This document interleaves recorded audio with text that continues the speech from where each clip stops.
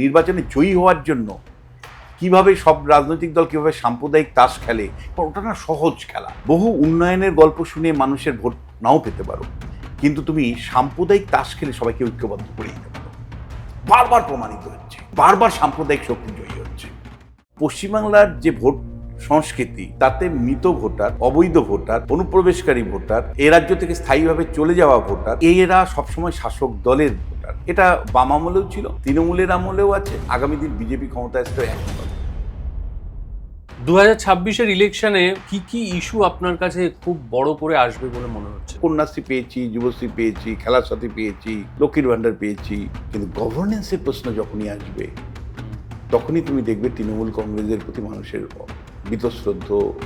Governance হলো সেই প্রশ্ন যেখানে বিপুল পরিমাণে আলু চাষ হচ্ছে, কিন্তু কৃষকরা আলু রাখার জন্য হিমঘর পাচ্ছে। গভর্নেন্স সেই প্রশ্ন যেখানে তুমি হয়তো প্রত্যেক জেলায় একটা করে বিশ্ববিদ্যালয় তৈরি করেছো, কিন্তু শিক্ষক দেওনি। গভর্নেন্স সেই প্রশ্ন যেখানে 6 লক্ষ সরকারি কর্মচারী অবসর নেওয়ার পরে তাদের তুমি নিয়োগ করো। বামেদের খাতা খোলার সম্ভাবনা দেখতে পাচ্ছেন কলকাতার, বিশেষত উত্তর কলকাতার মধ্যে কোনো রকম সারপ্রাইজ কি আমাদের জন্য আসতে পারে? একটা শিক্ষক, একজন অধ্যাপক, একজন ইঞ্জিনিয়ার, তাদের ভয়েসটা কিন্তু আমি এবার তৃণমূল। বামেদের ভোট কি এবার রামে যাবে, নাকি রামে চলে যাওয়া বামের ভোট আবার ফিরে আসবে? বিজেপি যদি সত্যি গভর্নেন্স নিয়ে শুধু থাকতো, শুধু মানুষের অব্যবস্থা, অন্যায়, অবিচারের বিরুদ্ধে যদি রাস্তায় থাকতে পারতো, তাহলেই তো জিততে পারতো। 3 দশক পরে অধীর চৌধুরী খুব সম্ভবত আবার বিধানসভার রাজনীতিতে ফিরছেন। তৃণমূল কংগ্রেসের যারা সহায়ক সংস্থা, তারা পরিচয় করত গ্রামে গিয়ে, আপনারা 70%, আপনারা নিজেদের প্রার্থী কখনো পাননি, আমরা এবার একজন সাচ্চা মুসলমানকে এনেছি, যে হজ করে এসছে, যে 5 বেলা নমাজ পড়ে, আপনাদের প্রার্থী, কেন আপনারা হিন্দু প্রার্থীকে ভোট দিবেন? এগুলো যখন আমরা শুনে এসছি এই 2 কান দিয়ে, তখন মনে হয় তো যদি এক সাম্প্রদায়িক হয়, তৃণমূল তো আরেক সাম্প্রদায়িক। ইলেকশন কমিশন অন্যায় করছে, রাজ্য সরকার অন্যায় করছে, পানিশমেন্টটা কার হলো? সাধারণ মানুষের।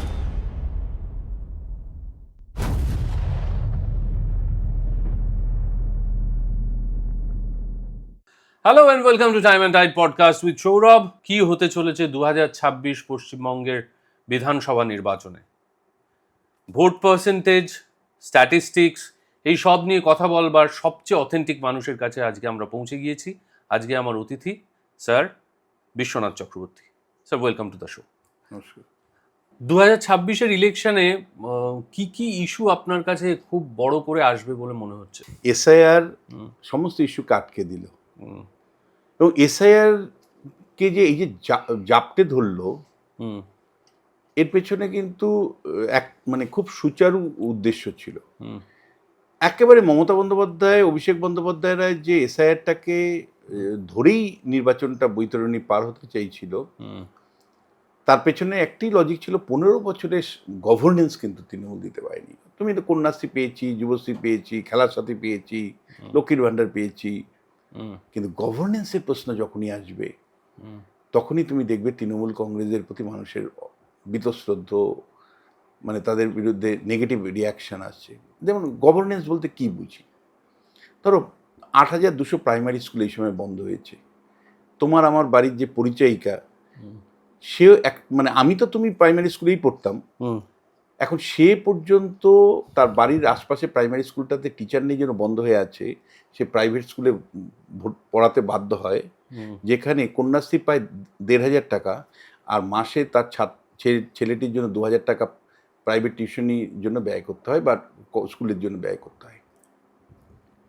গভর্নেন্স সেই প্রশ্ন যেখানে 1400 টাকা সার 2600 টাকায় বিক্রি হচ্ছে কালোবাজারিতে প্রতিনিয়ত। গভর্নেন্স হলো সেই প্রশ্ন যেখানে বিপুল পরিমাণে আলু চাষ হচ্ছে, কিন্তু কৃষকরা আলু রাখার জন্য হিমঘর পাচ্ছে না। যে হিমঘর বামেরা তৈরি করে গেছিল, কার্যত প্রায় সেটাই।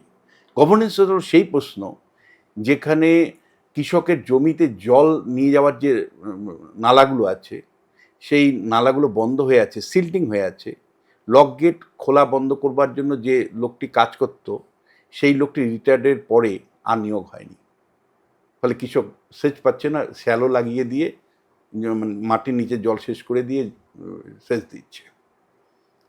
গভর্নেন্স সেই প্রশ্ন যেখানে তুমি হয়তো প্রত্যেক জেলায় একটা করে বিশ্ববিদ্যালয় তৈরি করেছো, কিন্তু শিক্ষক দাওনি, তুমি ডিপার্টমেন্ট তৈরি করে দাওনি, ইনফ্রাস্ট্রাকচার দাওনি।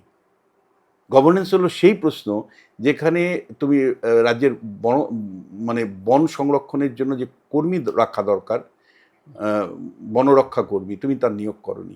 গভর্নেন্স সেই প্রশ্ন যেখানে 6 লক্ষ সরকারি কর্মচারী অবসর নেওয়ার পরে তাদের তুমি নিয়োগ করনি।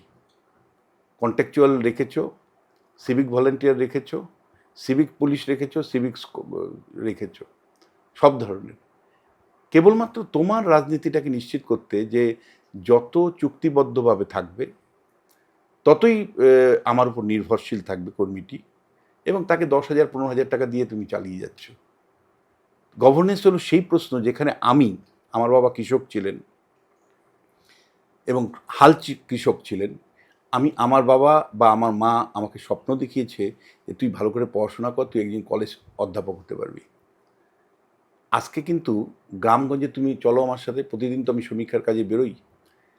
গ্রামের কোনো কৃষক পরিবার বা তার সন্তানরা স্বপ্নেও ভাবে না যে আমি অধ্যাপক হতে পারি, কারণ যে আর্থিক অবস্থা তাদের চলছে, তাতে তারা 8-9 পড়া ছেড়ে ভিন্ন রাজ্যে পরিযায়ী শ্রমিক হচ্ছে। এই বৃহত্তম গভর্নেন্সের প্রশ্নগুলো কেউ না বিরোধী দল তুলে ধরতে চেয়েছে, না তা নিয়ে গণ আন্দোলন করতে চেয়েছে, না শাসক দল কখনোই গভর্নেন্সের প্রশ্নগুলোকে অ্যাড্রেস দিয়ে করতে চেয়েছে। মমতা বন্দ্যোপাধ্যায় শুরুই করে আমাদের লক্ষ্মীর ভাণ্ডার, কিন্তু সেই মেয়েদের নিরাপত্তার প্রশ্নটা কোথায় দাঁড়াবে, ক্ষমতায়নের প্রশ্নটা কোথায় দাঁড়াবে? ক্ষমতায়ন কি এত কঠিন শব্দটা ব্যবহার করলাম খুব সিম্পলি, যে শিক্ষাটা নিয়ে, স্কিল নিয়ে সে নিজের পায়ে নিজে চাকরিটা করবে, উপার্জনটা নিজে করবে। সে গল্প কিন্তু মমতা বন্দ্যোপাধ্যায়, অভিষেক বন্দ্যোপাধ্যায়ের মুখে নেই। ফলে লক্ষ্মীর ভাণ্ডারটা যত সহজে বলে দিতে পারি, টাকা ডিস্ট্রিবিউশন করে দিয়ে আমার দায়টা শেষ হয়ে গেল। ইনস্টিটিউশন বিল্ডিং করা, ক্যাপাসিটি বিল্ডিং করা, স্কিলফুল করে তোমাকে নাগরিক হিসাবে নিজের পায়ে দাঁড় করানোর যে শাসন, সেই সুশাসনের জায়গাটা কিন্তু কেউ নিশ্চিত করতে পারে না। ধরো পশ্চিমবাংলায় ললেসনেস বছরকে বছর চলে, দিনের পর দিন চলে। এই যে তুমি আমার সাথে আজকে এসছো, গতকাল রাতেই কলকাতার বুকে একজন মার্ডার হয়ে গেল তৃণমূলের 2 গোষ্ঠীর সংঘর্ষে। কোথা থেকে বোম আসছে, কোথা থেকে গুলি আসছে, কেন থাকবে? একটা শহরে, মহানগরের এটা হতে পারে না। এটা তো আমরা একসময় দাউদ ইব্রাহিম যখন ছিল, আমরা বোম্বে গ্যাংয়ের কথা শুনতাম। আজকে তো বোম্বের গ্যাংয়ের কথা শুনি না। কলকাতায় গ্যাং কোথা থেকে আসছে, কার হাতে বোমা গুলি বন্দুক থাকছে, কেন থাকছে? পুলিশে পলিটিসাইজেশন করেছি আমি আমার রাজনীতির স্বার্থে। আমি নিরপেক্ষভাবে একটা প্রশাসন চলুক সেটা চাইনি। গভর্নেন্সকে কখনোই আমি অ্যাড্রেস করতে চাইনি। এই বৃহত্তম প্রশ্নগুলো এই নির্বাচনে কিন্তু এলো না। এবং অদ্ভুতভাবে সমস্ত যত ওপিনিয়ন পোল হলো, কোনো ওপিনিয়ন পোলে কিন্তু বলতে পারলো না যে সরকার পরিবর্তন হচ্ছে। ফাইনালি প্রত্যেকেই বলছে যে চতুর্থবারের জন্য তৃণমূল কংগ্রেসের নেতৃত্বেই আবার সরকার হতে চলেছে। এবার নাম্বারটা কেউ 170 বলছে, কেউ 194 বলছে। যারা অতিরিক্ত উচ্চাকাঙ্ক্ষী বা আশাব্যঞ্জক কথা বলতে চাইছে তারা 200+ বলছে। আপনার কি মনে হচ্ছে? না দেখো, প্রথমত বলবো যে পশ্চিমবাংলার মতন রাজ্যে ওপিনিয়ন পোল অনেক কন্ডিশনের উপর নির্ভর। আমি তোমার দর্শকদেরকে সতর্ক করব যে পক্ষে হোক বিপক্ষে হোক যারাই আছেন, পশ্চিমবাংলাতে একদিনে পুরো ছবিটা পাল্টে যায়। একটা নেতা পাল্টে দিতে পারে এলাকা। তুমি যে এলাকায় থাকো, কাশীপুর, ভোটের আগের দিন রাত্রেবেলা যে থ্রেট দেয়, কি যে রিক্সা চালায় যে লোকগুলো, এদের প্রতিনিয়ত পশ্চিমবাংলার খোঁজ আমাকে রাখতে হয়। তুমি জিজ্ঞেস করে দেখবে কয়টা রিক্সাওয়ালা তোমার কাশীপুরে স্বাধীনভাবে ভোট দেয়, কয়টা ঠেলাওয়ালা স্বাধীনভাবে ভোট দেয়। ফলে ভোট এখানে কিভাবে হচ্ছে তার উপরে অনেকটাই ফলাফল নির্ভর করে। আমি সেই কারণেই বলছি যে ওপিনিয়ন পোল কিন্তু আমরা হয়তো 50টা তুলে ধরতে পারি, কিন্তু সেই ওপিনিয়ন পোলগুলো কিন্তু চ্যালেঞ্জের সম্মুখীন বারবার হয় পশ্চিমবাংলাতে। এবং এখানে সংগঠন নামক একটা বিষয় আছে, বাম আমলেও ছিল, তুমি জানো তৃণমূলের আমলেও আছে। সংগঠন শব্দটা যতটা সহজভাবে বললাম, এখানে ঠিক ততটাই কঠিনভাবে ব্যবহার হয়, যে সংগঠনের ক্যালকুলেশনে ভোটারদেরকে প্রভাবিত করা হয়, নিয়ন্ত্রণ করা হয়, ভয় দেখানো হয় এবং ইন্টিমেশন করে তাদেরকে বুথ পর্যন্ত নিয়ে এসে ভোটটা করানো হয়। গ্রামের পর গ্রাম দেখেছি, এলাকার পর এলাকা দেখেছি। ফলে এটা তো একটা দিক। আরেকটা দিক হলো যে, সত্যি বলতে কি, ওপিনিয়ন পোল যদি তুমি আমায় বলো, খুব কোয়ালিটি মানে সমীক্ষক পাওয়াও এখন খুব চ্যালেঞ্জ। মানে এটা আমি তোমাকে চ্যালেঞ্জের জায়গা থেকে বলতে চাই।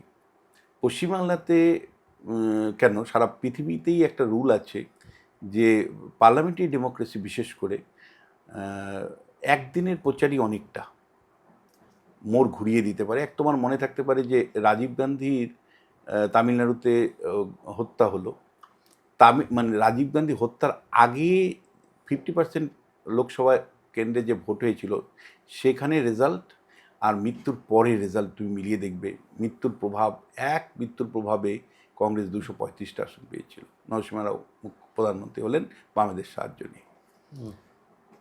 এবং লোকাল লেভেলে যেটা হয়েছে, তোমাকে খোলাখুলি সৌরভ বলছি, সেটা হলো মানুষ রাজনীতি থেকে না মানে ভয় পায়। মানে ধরো তুমি আমি যেভাবে কথা বলছি, গ্রামগঞ্জে গিয়ে কিন্তু তুমি 5 রকম কথা পাবে। মানে এটা মানে আমি বলছি চ্যালেঞ্জের জায়গাগুলো। একটা সমীক্ষা পরিচালনা করতে গেলে সমীক্ষকের সামনে কি চ্যালেঞ্জ হয়? প্রথমত লোক হলো ভয় পায় যে আমি এক্সপোজ হয়ে যাচ্ছি না তো। মানে আবার এরকম থ্রেট থাকে তো যে বিরোধী শিবিরে গেলে কিন্তু তোমার লক্ষ্মীর ভাণ্ডার কেটে যাবে, তোমার কিন্তু অমুক প্রকল্পটার থেকে নাম বাদ দিয়ে দেবো আমরা। ফলে ভয় পায় যে এই যে সমীক্ষকের সাথে কথা বলছি, এই যে কথাটা বললাম সেটা আবার জানাজানি হয়ে যাবে না তো। ফলে ভয়, ফিয়ার ফ্যাক্টর পশ্চিমবাংলাতে মারাত্মক লেভেলে, পলিটিক্যাল ফিয়ার ফ্যাক্টর। আইপ্যাক আসার পরে কার্যত পশ্চিমবাংলার সমীক্ষার কাজটা চালানোটাই চ্যালেঞ্জ। কারণ আইপ্যাক সবাইকে এতটাই ফোন করে ফেলে দিয়েছে, যে কোনো লোক গেলেই বলে ও আপনি আইপ্যাক থেকে এসেছেন। আইপ্যাকের মানে আসার পরে পশ্চিমবাংলায় মানুষ কিন্তু আরও বেশি সতর্ক হয়েছে যে, এবং এগুলো তারপরে সোশ্যাল মিডিয়াতে ভাইরাল হয়, লোক দেখে। বাইপোলার সিস্টেমে যত সহজে প্রেজেন্টেশন করা যায়, মানে প্রজেকশন করা যায়, মানে বাইপোলার মানে দর্শক আপনারা মনে রাখবেন, যদি দুটো রাজনৈতিক দল কেবলমাত্র ময়দানে প্রধানত থাকে, তাহলে আপনি যত সহজেই একটা বিধানসভার প্রবণতা আপনাকে আমি জানাতে পারবো। যখন সেইটা 3টে দল 4টে দল থাকলো, তারা একটা উদাহরণ দিই, ধরুন এই মুহূর্তে আমডাঙ্গা বিধানসভা কেন্দ্রে তৃণমূল কংগ্রেস একজন প্রার্থী দিয়েছে, বিজেপি একজন প্রার্থী দিয়েছে, ওখানে আইএসএফ প্রার্থী দিচ্ছে, ওখানে কিন্তু ত্রিমুখী একটা লড়াইয়ের সম্ভাবনা আছে। যেই মুহূর্তে লড়াইটা ত্রিমুখী হচ্ছে এবং আমরা বুঝতে পারছি 3টে দলেই কিন্তু একটা মানে বেশ ওয়েটেজ আছে, ভোটের ওয়েটেজ আছে, তখন আমি প্রজেকশন যেটা দেব, মানে সেফোলজিক্যাল এররই কিন্তু 5%-এর অনেক উপরে থাকে। মানে যেটা ইন্টারন্যাশনালি স্ট্যান্ডার্ড হলো 5% এরর থাকে, পৃথিবীর যে কোনো, ব্রিটেনে গেলেও তুমি তাই পাবে, আমেরিকাতে গেলেও তাই পাবে। ওই এররটা কিন্তু মানে মাল্টিপোলার কর্নারে যখন কন্টেস্ট হয় বা ত্রিমুখী লড়াই হয়, চতুর্মুখী লড়াই হয়, তখন সেই এররটা কিন্তু প্রায় 20%-এর কাছাকাছি চলে যায়। ফলে প্রজেকশন করাটা কিন্তু একটা ডিফিকাল্ট জায়গা, আমি তোমাকে বলতে পারি। আর যে কয়টা ফল তুমি দেখেছো, আমি কোনো কমেন্ট না করে বলতে পারি, মানে এখনই দাড়ি কমা ফুল স্টপ না দেওয়াই ভালো। বেশ, এখনো অবধি যা প্রবণতা বুঝতে পারা যাচ্ছে, তাতে আপনার কি মনে হয় বাম আইএসএফ জোট, অ্যাপার্ট ফ্রম ভাঙড় এবং ক্যানিং পূর্বে হয়তো আইএসএফ প্রার্থীর জেতার সম্ভাবনা থাকলেও থাকতে পারে, তাছাড়া কি বামেদের মানে সিপিআইএম, ফরওয়ার্ড ব্লক, এদের কি খাতা খোলার সম্ভাবনা দেখতে পাচ্ছেন? তবে একটা প্রথমে বলি তোমাকে, মানে অনেকে না গত বছর আইএসএফকে খুব আন্ডার এস্টিমেট করে বলে একটা মাত্র সিট পেয়েছে, কিন্তু লোক জানে না 39টা আসনে বিধানসভায় প্রথমবার একটি দল লড়ে গড়ে 26,000 করে ভোট পেয়েছিল। গড়ে, এটা আবারও বলছি, গড়ে এক একটা বিধানসভা পিছু 26,000 ভোট আইএসএফ ক্যান্ডিডেটরা পেয়েছিল 29টা ক্যান্ডিডেট, মানে আসনে তারা প্রতিদ্বন্দ্বিতা করেছিল 2021 সালে। আইএসএফের মানে মাঝে নওশাদ সিদ্দিকীর রোল নিয়ে, অর্থাৎ বিশেষ করে অভিষেক বন্দ্যোপাধ্যায়ের বিরুদ্ধে লড়াই করবে সেই ধরনের মানে ঘোষিত নীতি থেকে সরে আসার ফলে অভিষেকের সাথে একটা মানে তার সখ্যতা তৈরি হয়েছে বা একটা আন্ডারস্ট্যান্ডিংয়ে সে সরে এসছে, এরকম একটা গল্প যখন ছড়ালো, আইএসএফ কর্মীরা হতাশ হলেন, কিছুটা তারা ডিক্লাইন মোডে চলে গেলেন। আবার একটু কিন্তু আমি দেখতে পাচ্ছি আর আইএসএফের একটা মানে উত্থান বলা যায়, বা উত্থান মানে আমি ওই অর্থে উত্থান শব্দটা না বলাই ভালো, একটা মার্জিনাল ইনক্রিজ আমি দেখতে পাচ্ছি। হারোয়া তো বটেই, হারোয়াতে আইএসএফ তৃণমূলের সাথে একদম সমানভাবে টক্কর দিবে, দেগঙ্গাতে সমানভাবে আইএসএফ টক্কর দিবে, মানে একেবারে সমানভাবে, মানে 1 ইঞ্চি কম বেশি না, যে কেউ জিততে পারে। আমডাঙ্গাতে আইএসএফ সমানভাবে টক্কর দিবে, ভাঙড়ে আইএসএফ ভীষণ ভালো ফাইট করবে, আমি ক্যানিং পূর্বতে অবশ্যই ফাইট করবে। 8 থেকে 10টা সিটে কিন্তু আইএসএফ যথেষ্ট গুরুত্বপূর্ণ শক্তি হবে, মানে এ নিয়ে আমার কোনো বিতর্ক নেই। যেটা তোমাকে বলতে চাইছিলাম যে সেই সময় যে হুমায়ুন কবির, তাকে নিয়ে মানুষের আগ্রহ আছে যে আদতেও কোনো দাগ ফেলতে পারবে কিনা, মিম দাগ ফেলতে পারবে কিনা। দেখো মানে উত্তর দিনাজপুর, মালদা, মুর্শিদাবাদের কয়েকটা আসন বাদ দিলে এসআইআর এর পর্বে, শেষ পর্বে এসে মমতা বন্দ্যোপাধ্যায়ের ভূমিকার ফলে কিন্তু মুসলিমদের একটা অংশ আবার তৃণমূলে ফিরে এসছে। ফলে বিরাট কোনো রেজাল্ট করবে আমি মনে করি না, তবে অন্ততপক্ষে মানে উত্তর দিনাজপুর, মালদা, মুর্শিদাবাদে, উত্তর দিনাজপুরে কয়েকটা আসনে মিম, বিশেষ করে ইসলামপুর সাব ডিভিশনে মিম, মানে বিশেষ করে যেগুলো তোমার গিয়ে বিহার লাগোয়া যে জেলা, সেইখানে যেহেতু মিম জিতেছিল, ফলে সেইখান থেকে মানে কিষানগঞ্জ বলছি, পূর্ণিয়ার কথা বলছি, সেখান থেকে একটা প্রভাব আছে, তৈরি হয়েছে। ফলে ইসলামপুর সাব ডিভিশনে মিমের কয়েকটা আসনে রেজাল্ট ভালো হওয়ার কথা, জিতবেই আমি বলছি না। আর মালদাতে 1-2 আসনে তারা মানে ভালো রেজাল্ট করতে পারে, কারণ পঞ্চায়েত নির্বাচনে তারা 60,000-এর মতন ভোট পেয়েছিল, মানে নির্দল প্রার্থী দিয়ে মিম। আর মুর্শিদাবাদে কিন্তু আমি তোমায় বলছি খুব বিরাট ফ্যাক্টর হয়ে উঠবে হুমায়ুন, তা নয়, কিন্তু 2-3টে আসনে কিন্তু বেগ দিবে। তার মধ্যে হুমায়ুন নিজে একটা আসনে জিততে পারে, এবং মানে সেই দেখো ওর যে দুটো কনস্টিটুয়েন্সিতে দাঁড়িয়েছে তার মধ্যে একটা আসনে জয়ী হলেও আরেকটা আসনে সম্ভব নয়। এবং দ্বিতীয় যেটা, সেটা আমি তোমাকে পরিষ্কার করে বলতে চাই যে ও মূলত ভোট কাটার ফলে কোথাও 1-2 আসনে বিজেপির লাভ হতে পারে। আচ্ছা, মানে সেই রকম পরিস্থিতি আছে, যেমন আইএসএফ এর ভোট কাটার ফলে 2-1টা আসলে বিজেপির লাভ হতে পারে, এটা ফ্যাক্ট। মানে মমতা বন্দ্যোপাধ্যায় যখন বলছেন, হয়তো মুসলিম ভোটটাকে সংগঠিত করবার জন্যই বলছেন, কিন্তু বাস্তবটাও তাই যে আইএসএফ বা হুমায়ুন কবিরের দল জনতা উন্নয়ন পার্টি, তারা যদি একটা সাইজেবল ভোট পায়, সেটা কিন্তু তৃণমূলের ঘর থেকেই যাবে, সেটা কিন্তু বিজেপির ঘর থেকে যাবে না, এটা তোমাকে নির্দিষ্ট করে বলতে চাই। মিম যে ভোটটা পাবে সেটা তৃণমূলের ঘর থেকেই যাবে, সেটা মমতা বন্দ্যোপাধ্যায়ও খুব ভালো করে জানেন। তিনি তিনি বেশ কয়েক মাস আগে স্পষ্ট করেই কথাটা বলেছেন, আবারও তিনি জনসভাগুলো করছেন, তাতেও তিনি এই বার্তাটাই দিচ্ছেন। এবং বাস্তবের আমাদেরও যে অভিজ্ঞতা হচ্ছে ফিল্ডে গিয়ে, আমরাও কিন্তু বুঝতে পারছি যে দেগঙ্গার মতো কনস্টিটুয়েন্সিতে যদি তৃণমূল হেরে যায়, তাহলে কিন্তু আইএসএফের জন্য হারবে, এবং আইএসএফের কাছেই হারবে।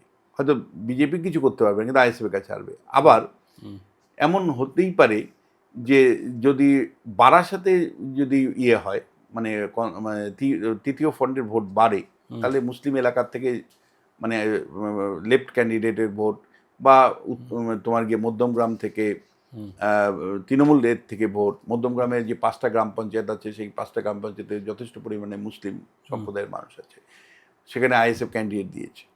ফলে সেই রকম জায়গাতে যদি আইএসএফ বেশি পরিমাণে ভোট টানে, সেই কনস্টিটুয়েন্সিগুলোতে কিন্তু সমস্যা তৈরি হবে। যদিও আমি মধ্যমগ্রামের ক্ষেত্রে আমি নির্দিষ্ট করে তোমায় বলতে চাই যে মধ্যমগ্রামে মুসলিমদের মধ্যে যে প্রবণতাটা দেখেছি, সেখানে কিন্তু তৃণমূল কংগ্রেসের পক্ষেই মুসলমানরা ভোট দিবেন, তেমনই কিন্তু আমাদের সমীক্ষা থেকে ধরা পড়েছে। মোটামুটিভাবে আগের ইলেকশনে মুর্শিদাবাদ, নদিয়া, উত্তর চব্বিশ পরগনা, দক্ষিণ চব্বিশ পরগনা, কলকাতা, হাওড়া, হুগলি, পশ্চিম মেদিনীপুর এবং ঝাড়গ্রাম, এই সবকটা জায়গায় মোটামুটি ভাবে তৃণমূলের একাধিপত্য ছিল। একমাত্র পূর্ব মেদিনীপুরে একটা স্প্লিট ছিল 9 আর 7, 16টার মধ্যে 9টা তৃণমূল, 7টা বিজেপি। তো এইবারও কি এই চিত্রটা একই থাকবে বলে মনে হচ্ছে? না দেখো, মানে তোমাকে লার্জলি বলি যে উত্তরবঙ্গে তৃণমূল বিশেষভাবে ঝাঁপিয়েছে।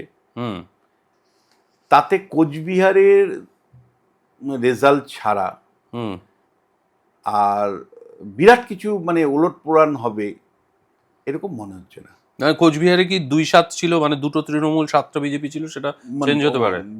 তৃণমূল নিজের অবস্থান মজবুত করেছে। সিট বাড়তে পারে, পারলেও বাড়তে পারে। না, বাড়বে। বাকি এগুলো আলিপুরদুয়ার, জলপাইগুড়ি, কালিম্পং, দার্জিলিং, বিরাট উত্তর কোনো প্রভাব দিনাজপুর। নেই, কারণ আমি তোমায় বলছি মমতা বন্দ্যোপাধ্যায়, অভিষেক বন্দ্যোপাধ্যায় আপ্রাণ চেষ্টা করেছে উত্তরবঙ্গটাকে ফিরিয়ে আনতে, হুম কিন্তু উত্তরবঙ্গের জন্য মানে সেইভাবে সিগনেচার ডেভেলপমেন্ট, ওই যে বললাম গভর্নেন্সের প্রশ্ন, হুম আর সিগনেচার ডেভেলপমেন্ট কিছু করেনি যেটা দিয়ে বলতে পারে। মানে মমতা বন্দ্যোপাধ্যায় লাস্ট মুহূর্তে শিলিগুড়িতে মহাকাল মন্দির তৈরির যে ভিত্তি স্থাপন করলেন, ভিত্তিপ্রস্তর, মহাকাল মন্দির দিয়ে তিনি পাহাড়ের 3টে সিটে কিছুটা প্রভাব বিস্তার করতে পারেন। পাহাড়েই যারা মানুষ, বিশেষ করে পাহাড়ের একটা অংশ শিব ভক্ত, হুম হুম ইয়েদের নেপালিদের মধ্যে, তাদের একটা অংশকে প্রভাবিত করতে পারেন, কারণ বিজেপি পাহাড়ের 3টে সিটেই দুর্বল হয়েছে ফ্র্যাঙ্কলি স্পিকিং। সেখানে মমতা বন্দ্যোপাধ্যায়ও মাস্টার স্ট্রোক দিয়েছেন, 3টেতে একটাতেও লড়ছেন না, লড়লে 5% ভোট পেতেন, তার সহযোগী দলকে দিয়ে দিয়েছেন।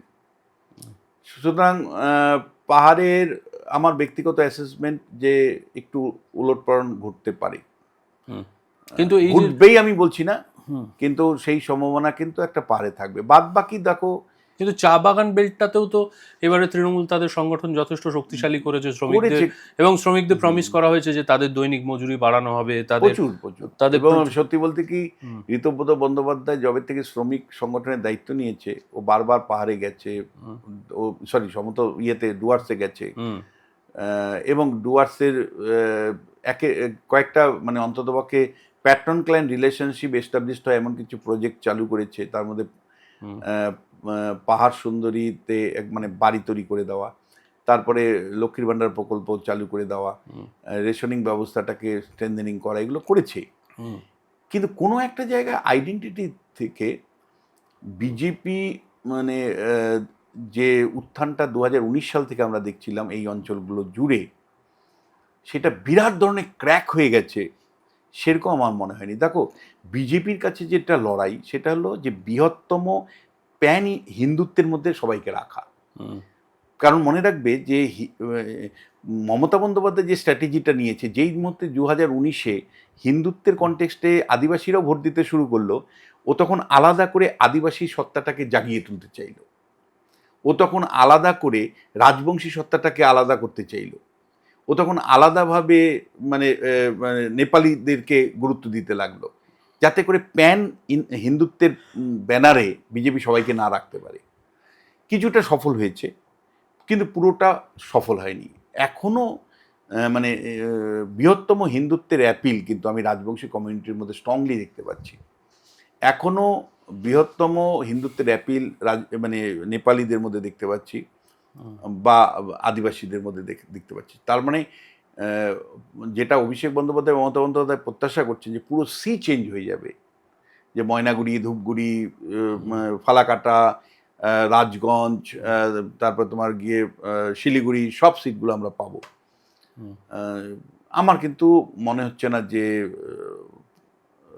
মানে তৃণমূল কংগ্রেস যতটা প্রত্যাশা করছে সেরকম রেজাল্ট হবে। এটা খুব ইন্টারেস্টিং হচ্ছে, শিলিগুড়িতে এবার লড়াই শঙ্কর ঘোষের সঙ্গে গৌতম দেবের। কেমন এই লড়াইটা? শঙ্কর ঘোষ অত্যন্ত দুঁদে একজন রাজনীতিবিদ, অন্যদিকে গৌতম বাবু তাই।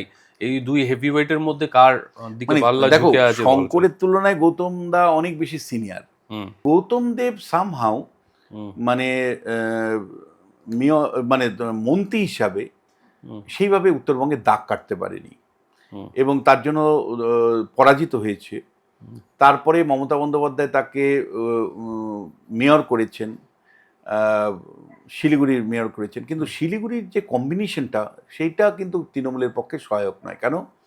প্রায় ধরো 40% বিজনেসম্যান আছে যারা মানে মমতা বন্দ্যোপাধ্যায়ের থেকেও মোদিকে বেশি পছন্দ করে। এটা ক হলো যে প্রধাননগর থেকে শুরু করে আশপাশের যে অঞ্চলগুলো আছে শিলিগুড়ি বিধানসভার অন্তর্গত, সেখানে তোমার নেপালি ভাষাভাষী মানুষ আছেন।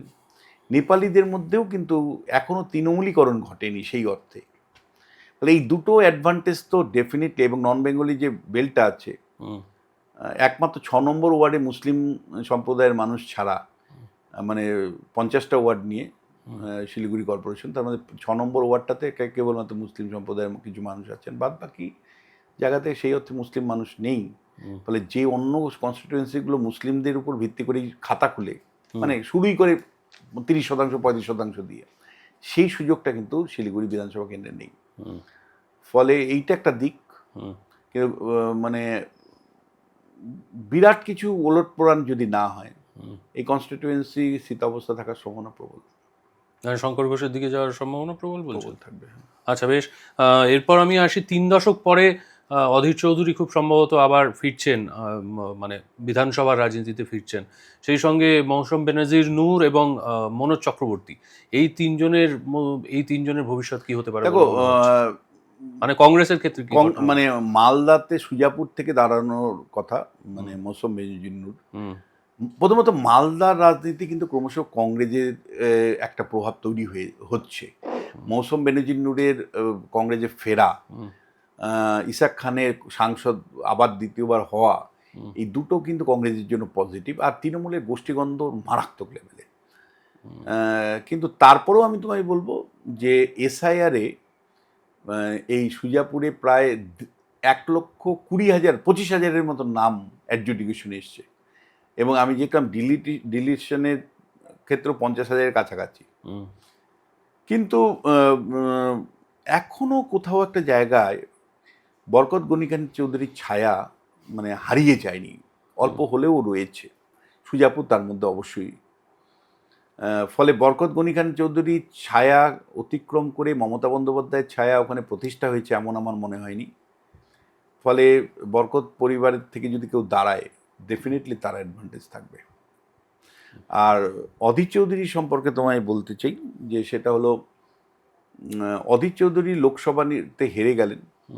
যেভাবে হেরেছেন সেটা কিন্তু দর্শকদেরকে একটু বলতে চাই, কারণ আমি সেই সময় প্রচারে দেখতে গিয়েছিলাম। রীতিমতন তৃণমূল কংগ্রেসের যারা সহায়ক সংস্থা, পরামর্শদাতা সংস্থা, তারা মানে পরিচয় করতো গ্রামে গিয়ে বা এলাকায় এলাকায় গিয়ে, আপনারা তো এতদিন আপনারা 70% আপনারা নিজেদের কমিউনিটি থেকে কেউ প্রার্থী করেননি, আপনারা নিজেদের প্রার্থী কখনো পাননি। আমরা এবার একজন সাচ্চা মুসলমানকে এনেছি, যে হজ করে এসছে, যে 5 বেলা নমাজ পড়ে, আপনাদের প্রার্থী। কেন আপনারা হিন্দু প্রার্থীকে ভোট দিবেন? এই যে তৃণমূল বলে না বিজেপি সাম্প্রদায়িক দল, এগুলো যখন আমরা শুনে এসছি এই 2 কান দিয়ে, তখন মনে হয় তো যদি এক সাম্প্রদায়িক হয়, তৃণমূল তো আরেক সাম্প্রদায়িক। মানে ভোটের রাজনীতির জন্য তৃণমূল কোন লেভেলে খেলে পশ্চিমবাংলা কিছু সাংবাদিকরাও জানে। আমি নাম না করে তাদের তোমাকে বলছি, মগরাহাট পশ্চিমের সাংবাদিকতা, মানে ভোটের দিন গেছে, গিয়ে দেখছে বুথ লুট হচ্ছে, সেই ছবি করে খুব প্রখ্যাত 2জন সাংবাদিক বেরিয়ে আসতে পারছে না, মানে ঘেরা করে বলছে আপনি আমাদের মসজিদ নিয়ে কথা বলে দিয়েছেন, মানে মবকে ইনভাইট করছে চড়াও হওয়ার জন্য। ফলে এই রাজনীতিটা না আমি মানে এতটাই দেখেছি, সেই জন্য আমার কাছে দুটো রাজনৈতিক দলই সাম্প্রদায়িক মনে হয়। মানে আমি ভোটের রাজনীতির সময় তৃণমূলের যে উলঙ্গ চেহারা দেখেছি, তাতে আমাকে তৃণমূল কংগ্রেসকে বলতেই হবে যে তৃণমূল কংগ্রেস অবশ্যই মানে সংখ্যালঘু ভোট পাওয়ার জন্য সাম্প্রদায়িকতার তাস খেলে, যেমন করে বিজেপি হিন্দুদের জন্য সাম্প্রদায়িকতার জন্য তাস খেলে। তো সিপিএম কি খেলেনি? মোহাম্মদ সেলিম 2004 সালে দাঁড়িয়েছিল, আমি দায়িত্ব নিয়ে বলছি, উত্তর কলকাতায় দাঁড়িয়েছিল, জয়ী হয়েছিল। এলাকায় এলাকায় মুসলিম এলাকায়গুলোতে তো তার আগে গোদ্রার হয়েছিল, মানে তোমার গিয়ে গণহত্যা হয়েছিল। গোদ্রার সাম্প্রদায়িক হিংসার ছবি সেগুলো ওই তোমাকে টিভি স্ক্রিনে দেখিয়ে এলাকায় এলাকায় চলতো সেগুলো, সে প্রচার আমি দেখেছি রে ভাই। ফলে আমি নির্বাচনে জয়ী হওয়ার জন্য কিভাবে সব রাজনৈতিক দল কিভাবে সাম্প্রদায়িক তাস খেলে, ওটা না সহজ খেলা। মানে তুমি বহু উন্নয়নের গল্প শুনে মানুষের ভোট নাও পেতে পারো, কিন্তু তুমি সাম্প্রদায়িক তাস খেলে সবাইকে ঐক্যবদ্ধ করে দিতে পারো। বারবার প্রমাণিত হচ্ছে এবং বারবার সাম্প্রদায়িক শক্তি জয়ী হচ্ছে। এটা কাকে বলবো?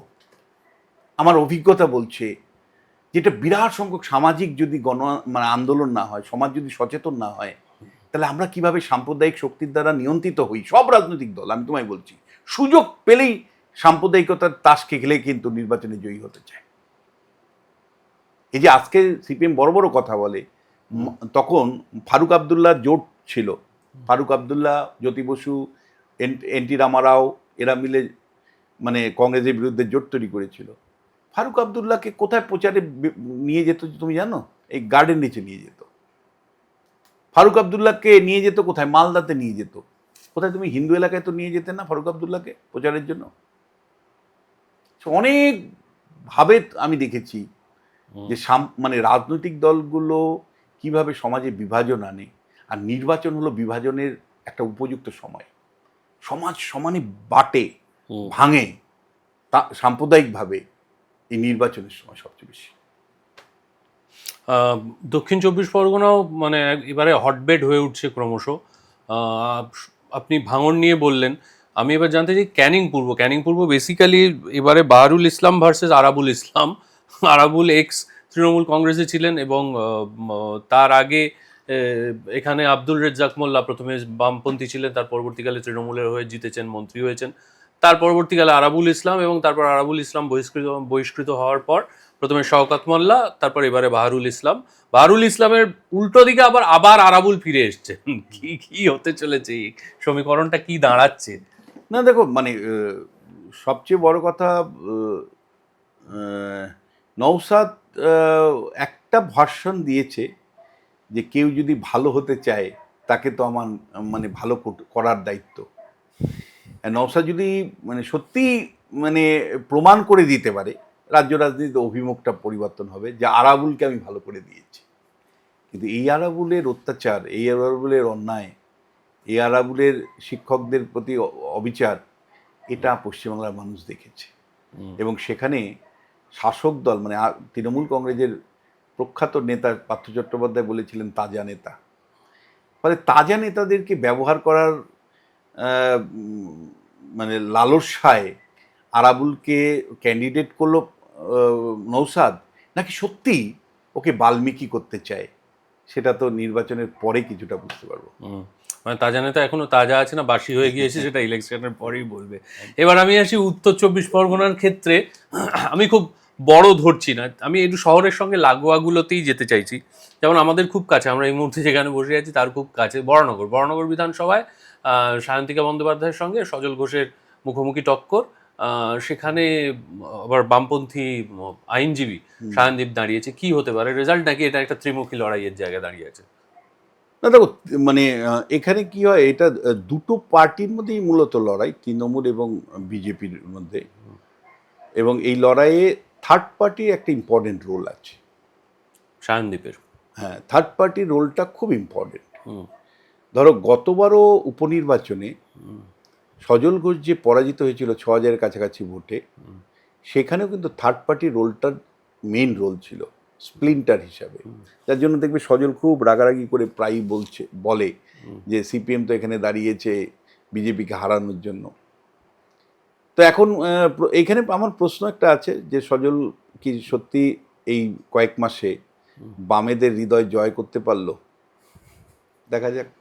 মানে বামেদের হৃদয় জয় করতে পারলে কি সম্ভাবনা অন্যরকম? দেখা যাক কি হয়। আচ্ছা, কলকাতার মধ্যে কি অবস্থা দেখতে পাচ্ছেন? কলকাতা, বিশেষত উত্তর কলকাতার মধ্যে কোনো রকম সারপ্রাইজ কি আমাদের জন্য আসতে পারে নাকি? দেখো, মানে তৃণমূল কংগ্রেস শুধু নয়, কংগ্রেস মানে বামেদের শাসনকালেই কলকাতায় 21টা বিধানসভা কেন্দ্র ছিল, একটা বড় সংখ্যক আসন কিন্তু কংগ্রেস পেত প্রথমে, তারপরে তৃণমূল কংগ্রেস পেতে লাগলো। আর পরিবর্তনের আগে তোমার মনে থাকতে পারে বউবাজার, শিয়ালদা যে উপনির্বাচন একতরফাভাবে হ্যাঁ, শিয়ালদহ মানে সোমেন মিত্র জিতবেন, এটা মোটামুটি ঠিক ছিল। তৃণমূল কংগ্রেস মানে বিরাট প্রভাব তৈরি করে ফেলেছিল মানে পরিবর্তনের আগেই কলকাতায়। এবং তোমার মনে থাকতে পারে যে কলকাতার কর্পোরেশন ইলেকশন 2010 সালে তৃণমূল জয়ী হয়েছিল। তো সব মিলে তোমায় যেটা বলতে চাই যে তৃণমূল কংগ্রেসের গড় বলাটাও কম হয় কলকাতার জন্য। এবার কিন্তু মধ্যবিত্ত বাঙালির মধ্যে একটা মানে যেটা 21-এও আমি দেখিনি, আমি তোমাকে কি দেখতে পাচ্ছি সেটা শুধু বলবো। প্রথমত কলকাতার ডেমোগ্রাফি ব্যাপক পরিবর্তন হয়েছে। এটা মানে আমাকে কেউ বলতেই পারে যে আপনি হিন্দুত্ববাদী লোকদের মতন কথা বলছেন। না দাদা, যারা আমরা নির্বাচনী চর্চা করি আমাদের ডেমোগ্রাফি খুব ইম্পর্টেন্ট, অর্থাৎ জনসংখ্যা এবং ভোটার সংখ্যা, ভোটারদের প্রোফাইল, তারা কি কোন ধর্মের, কোন বর্ণের, কোন ভাষার, কোন সংস্কৃতির। তাতে কিন্তু পশ্চিমবাংলাতে কলকাতা শহরের সত্যি ডেমোগ্রাফিকটা পরিবর্তন হয়েছে। সেই শিক্ষিত মধ্যবিত্ত বাঙালি সমাজের পরিবর্তে আমি যেটা দেখতে পাচ্ছি যে একটা নন বেঙ্গলি সমাজের একটা বড় প্রাধান্য এখানে তৈরি হয়েছে, যার জন্য মমতা বন্দ্যোপাধ্যায়কে যে কোনো কলকাতা জনসভা দাঁড়িয়ে বা যে কোনো জায়গায় কমিউনিকেট করতে হয় হিন্দিতে। আপনারা লক্ষ্য করবেন মমতা বন্দ্যোপাধ্যায় গত 2 বছর 3 বছর যদি 100টা সভা করে থাকে বা 100টা জায়গায় বক্তৃতা করে থাকে, আপনারা প্লিজ একটু অবজার্ভ করুন 99টা জায়গাতেই উনি হিন্দিতে বক্তৃতা করছেন। অভিষেক বন্দ্যোপাধ্যায়ও তাই, বিরোধী দলের নেতারাও তাই, মানে শুভেন্দু অধিকারী তাই। তার মানে একটা পপুলেশনের মধ্যে বড় পরিবর্তন হয়েছে, এটা ফ্যাক্ট। এবং এই পপুলেশনের পরিবর্তন একটা দিক। আরেকটা হলো যে এসআইআর এ বিপুল সংখ্যক মানুষের নাম বাদ গেছে, কিন্তু কারো কিন্তু তার জন্য মানে ক্ষোভ বিক্ষোভ দেখায়নি। শুধুমাত্র তোমায় আমি বলছি যে চৌরঙ্গি কেন্দ্রেতে 50,000-এর কাছাকাছি নাম বাদ গেছে। এবার এই যে বিপুল সংখ্যক নাম বাদ গেল, এরা কারা? এরাই কিন্তু নন বেঙ্গলি, এরাও একটা বড় অংশ নন বেঙ্গলি। এদের মানে উত্তরপ্রদেশ, বিহারেও ভোটার লিস্টে নাম ছিল, এখানেও ভোটার লিস্টে নাম ছিল। এবার বিহারে এসআইআর আগে হয়ে গেছে, আর উত্তরপ্রদেশে একসময় হচ্ছে। ফলে ওখানে এবং ইলেকশন কমিশনে কড়াকড়ি এবার আছে, এআই দিয়ে বুঝতে পারছে যে কারো নাম ডুপ্লিকেট আছে কিনা। ফলে মানে নিজের রাজ্যের নাম রেখে পশ্চিমবাংলার নাম কাটা গেছে। অর্থাৎ এর একটা বড় অংশই বিহার উত্তরপ্রদেশ থেকে আসা অবাঙালি ভোটার।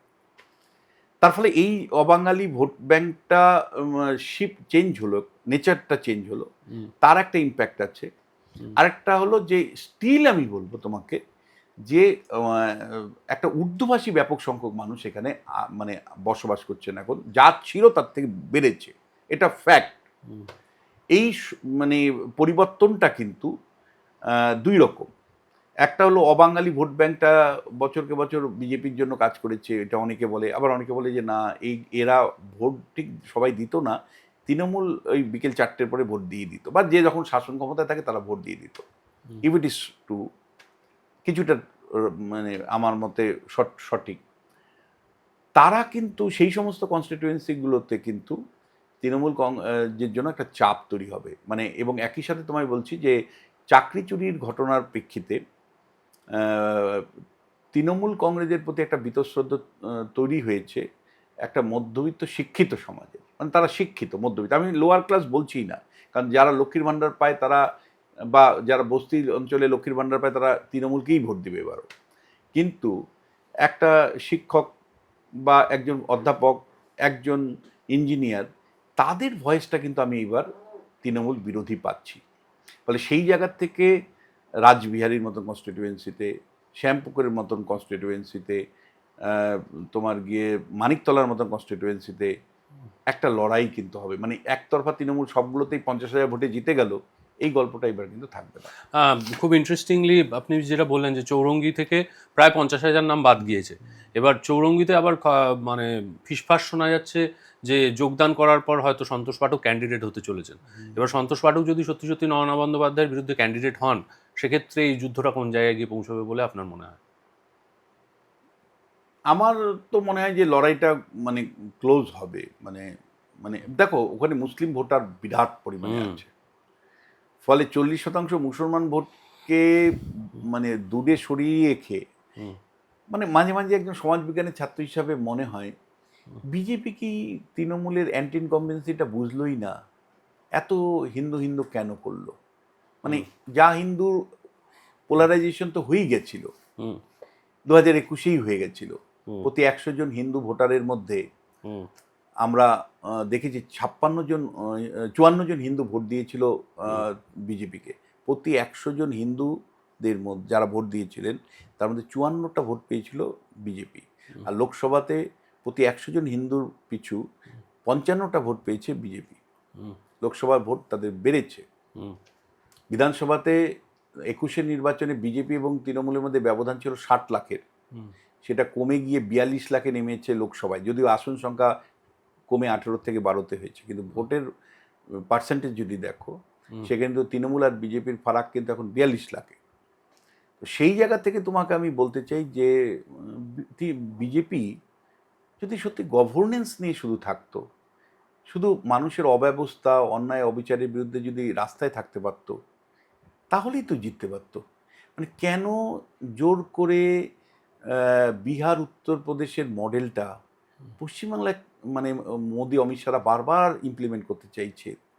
বিশ্বাস করো, একজন অধ্যাপক হিসেবে আমার কাছে কিছুতেই গ্রহণযোগ্য নয়, বা কিছুতেই বুঝতে পারি না। আমি কেন বলছি, ধরো সকালবেলা করে বেরোই 6টার সময় গ্রামগঞ্জে, গ্রামের মানে অর্থনীতিটা তুমি একটু বোঝো। ধরো একটা পাড়ায় 70 জন মুসলিম পরিবার আছে, তার মধ্যে একটা হিন্দু পরিবার, তারা দোকানদার। তুমি বুঝে জিনিসটা, দোকানদার হিন্দু আর পাড়াটা পুরো মুসলমান। ওই দোকানদার মুসলমানদের সাথে মানে অর্থনৈতিক কারণেই থাকতে বাধ্য। আবার একজন কৃষক, সে হয়তো মনে করো আলু চাষ করছে 100 বিঘা, কৃষকটা মুসলমান, কিন্তু যারা চাষি মানে যারা লেবার, তারা সব কিন্তু হিন্দু। ওই যে ইকোনমিক রিলেশনটা, মানে বিজেপি সবসময় ধর্মীয় রিলেশন দিয়ে বোঝার চেষ্টা করেছে, কিন্তু গ্রামগঞ্জে কিভাবে একটা বিরাট সংখ্যক, আমি বলছি না যে ধর্মীয় রিলেশন দিয়ে বোঝা যায় না, মালদা মুর্শিদাবাদ উত্তর দিনাজপুরে কিছুটা অঞ্চলে নিশ্চয়ই বোঝা যায়, কিন্তু লার্জার বাংলায় হিন্দু মুসলমান কিভাবে অর্থনৈতিকভাবে একে অপরের সাথে সম্পৃক্ত হয়ে আছে, সেই জায়গাটা না বুঝে কেবল ধর্মীয় সম্পর্কের জায়গা থেকে হিন্দু মুসলমান বুঝতে গিয়ে কিন্তু বিজেপি ভুলটা করলো। আজকে তোমাকে সৌরভ এখানে দাঁড়িয়ে বলে দিতে পারতাম যে আলাদাভাবে যখন মুসলমান পরিবারগুলোর সাথে সাক্ষাৎকারে যাই, হিন্দুদের থেকে মুসলমানরা তৃণমূলের বিরুদ্ধে বীতশ্রদ্ধ। প্রতি 100টা হিন্দুর মানে মুসলমান পরিবারের মধ্যে মানে 80টা মুসলমান পরিবারই তৃণমূলের এগেনস্টে, মমতা বন্দ্যোপাধ্যায়ের এগেনস্টে, কিন্তু দিনে তারপরেও শেষ প্রশ্নটা উত্তরটা ওরা দেয় কিন্তু বিজেপির থেকে ভালো। মানে বিজেপিকে ভয় পায় ওরা, বিজেপিকে সরিয়ে রাখবার জন্য এবারও আমরা তৃণমূলকে ভোট দেবো, এই কথাটা তাদের বলতে হয়। মানে তাহলে কি সত্যি মোদি অমিত শাহ যদি উত্তরপ্রদেশ মধ্যপ্রদেশ বা হিন্দি বলয়ের মডেলটা পশ্চিমবাংলায় ওই বিভাজনের রাজনীতির মডেলটা যদি চালু না করে, হিন্দু হিন্দু ভাই ভাই যদি না বলে, মমতা বন্দ্যোপাধ্যায়ের মিস গভর্নেন্স বা অরাজক পরিস্থিতিটাকে যদি অ্যাড্রেস করতো, আমার ব্যক্তিগত অ্যাসেসমেন্ট 2/3 মেজরিটি নিয়ে বিজেপি হয়তো জয়ী হতো। কেন করলো না সেটাও আমার কাছে বিস্ময়। কেন ধরো বিজেপি গণ আন্দোলন করলো না? গত 5 বছর বিধানসভায় ছিল, শুভেন্দু তার মতন মিটিং মিছিল করেছে, প্রতিবাদ করেছে, সেটা তো ব্যক্তি শুভেন্দু। কিন্তু দল বিজেপি এই একটার পর একটা ইস্যু এসছে, লাগাতার আন্দোলনের মধ্যে থাকা, জেলায় আন্দোলন ছড়িয়ে দেওয়া, ব্লকে আন্দোলনে ছড়িয়ে দেওয়া, কোনো উদ্যোগই নিল না। ওদের মানে টপ লেভেলের লিডারকে সাথে যখন কোনো কথা হয়েছে তখন বলছে, আরে চক্রবর্তী স্যার, আন্দোলন করনে সে ক্যা হোগা, ক্যা ফায়দা মিলেগা, এই ধরনের ল্যাঙ্গুয়েজ আমি শুনেছি।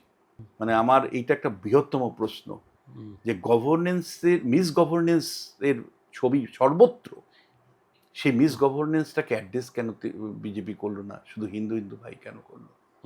বামেদের ভোট কি এবার রামে যাবে, নাকি রামে চলে যাওয়া বামের ভোট আবার ফিরে আসবে?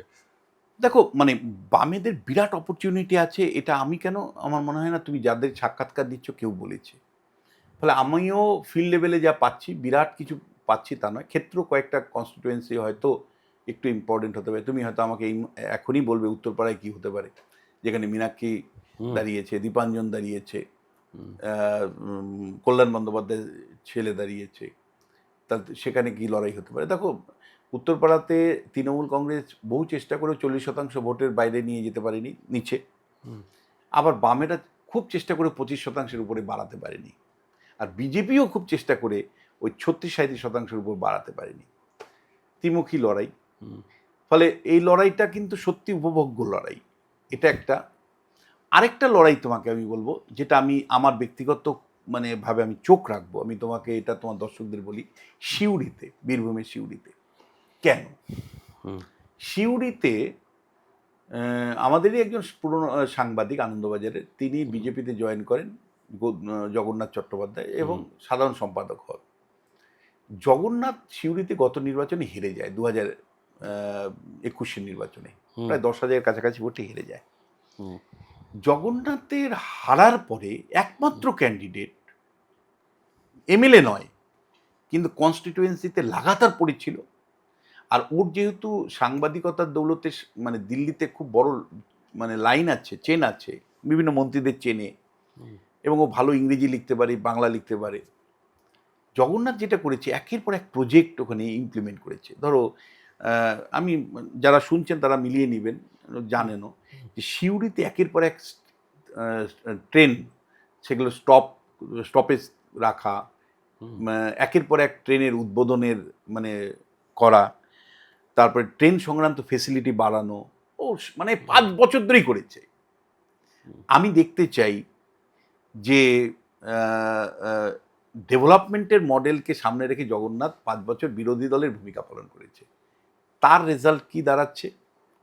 আর অন্য এমন বহু কনস্টিটিউয়েন্সিতে যেখানে কিন্তু খোল্লা হিন্দু মুসলমানের রাজনীতি করেছে, সেই সমস্ত জায়গাতে কি দাঁড়াচ্ছে। বিজেপির বিশ্বাস যে দাদা আমাদের গভর্নেন্সে গেলে হবে না, আমাদের মেরুকরণ, অর্থাৎ হিন্দুরাই আমাদের ভোট দিবে, হিন্দুদের জন্যই আমাদের কথা বলতে হবে। আর আমার কিন্তু বারবার মনে হয় যে গভর্নেন্সের প্রশ্নটা নিয়ে যদি মানুষের আস্থা সত্যি, যেটা নরেন্দ্র মোদীর স্লোগান সবকে সাথ সবকা বিকাশ, এইটা যদি সত্যিই ওরা ইমপ্লিমেন্ট করতো, ওই হিন্দু হিন্দু ভাই না বলে, তাহলে হয়তো তোমার শোতে দাঁড়িয়ে বলতে পারতাম যে 11-র মতন একটা পরিবর্তন হচ্ছে। এই মুহূর্তে সবচেয়ে স্পর্শকাতর এবং সংবেদনশীল আমাদের কাছাকাছির মধ্যে যে বিধানসভা কেন্দ্রটি, সেটি পানিহাটি।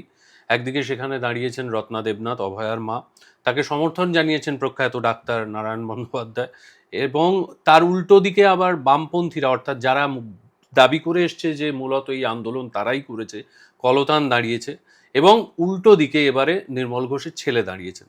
কি হতে পারে চলেছে না পানিহাটি? দেখো, ওটা তো সত্যি বলতে তার ইম্প্যাক্ট স্টাডি আমি করিনি, ফলে আমি এক্স্যাক্ট বলতে পারবো না। কিন্তু অতীতের অভিজ্ঞতায় আমি বলছি, মমতা বন্দ্যোপাধ্যায় যখন এই ধরনের ভিকটিম পরিবারগুলো দিতেন, আবেগ তৈরি হতো, সেই আবেগে মানুষ ভোট দিয়েছে, রিজিয়ানোকে ভোট দিয়েছে, আজও দিয়ে চলছে।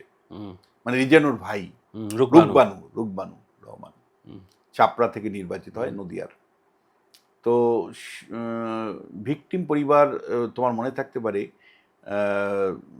তোমার গিয়ে নন্দীগ্রামের ভিকটিম পরিবার,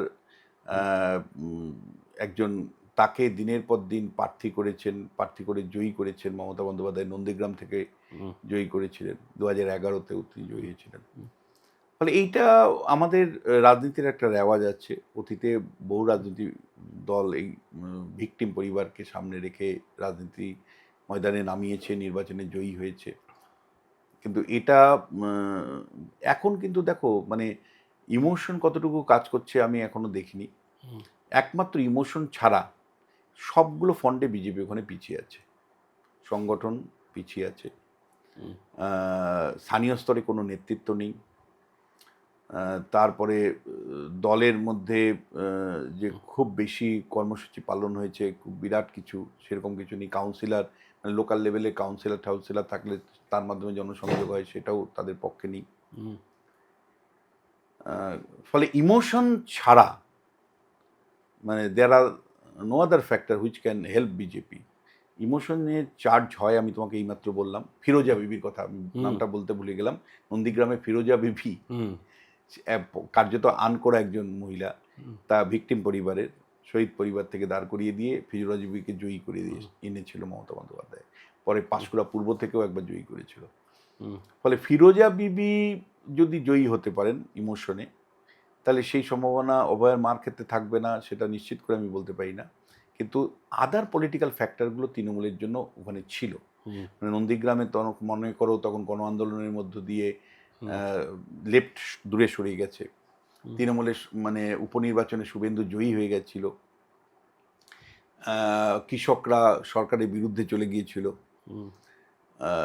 ঠিক রূপবানুর ক্ষেত্রেও আমি বলতে পারি যে রূপবানু যেখানে দাঁড়িয়েছিলেন, রূপবানুর রহমান, মানে তিনি চাপড়া বিধানসভা কেন্দ্রে মুসলিম মেজরিটি, সেখানে মুসলিমরা তখন লেফটের এগেনস্টে চলে গেছিল এই নন্দীগ্রাম আন্দোলনের পরে।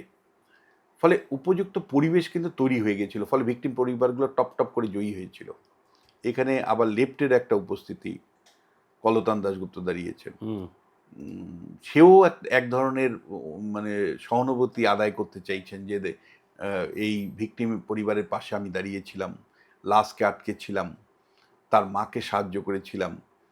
ফলে ইমোশন যদি আবার ভাগ হয়ে যায়, তাহলে বিভাজিত ইমোশনে তৃণমূল কংগ্রেস তো হাসবে। গতবার শুভেন্দু অধিকারী ওই 1900 সামথিং ভোটে জিততে পেরেছিলেন, এবার তারই বাঁ হাত ডান হাতের মধ্যে একটি হাত পবিত্র কর তৃণমূল কংগ্রেসের, যিনি একেবারে ওই ভেতরের ঘরের মানুষ, হাঁড়ির খবর জানেন। নন্দীগ্রামে শুভেন্দু জিততে পারবেন? দেখো, নন্দীগ্রামে 365 দিন শুভেন্দু রাজনীতি করে। মমতা বন্দ্যোপাধ্যায়কে কিন্তু 1956 ভোটে যে হারিয়েছেন, ওটা মানে ডেমোগ্রাফিক কম্পোজিশনের এগেনস্টে গিয়ে, যেখানে প্রায় 26-27% মুসলিম ভোটার আছে যে কনস্টিটিউয়েন্সিতে, সেখানে মমতা বন্দ্যোপাধ্যায়ের তো তত্ত্ব নিয়ে জেতার কথা ছিল। তার মানে শুভেন্দু কতটা, এবং সেই সময় কেবল বিজেপিতে এসছে, 16টা পঞ্চায়েতের মধ্যে 15টা পঞ্চায়েত তৃণমূলের পক্ষে ছিল, একটা মাত্র বিজেপির সঙ্গে ছিল। পঞ্চায়েত সমিতি দুটোই ছিল তৃণমূলের পক্ষে। সেই অবস্থায় এবং মমতা বন্দ্যোপাধ্যায় প্রায় 50 জন তোমার গিয়ে নেতাকে ওখানে রেখেছিলেন, একদম বসিয়েছিল, ইনক্লুডিং মদন মিত্র। তার পরেও, এবং আধিকারিকরা ছিল তার হয়ে, তারপরেও কিন্তু মমতা বন্দ্যোপাধ্যায় ওখানে হেরেছিল, এটা ফ্যাক্ট। এবার বিজেপির অবস্থা কি?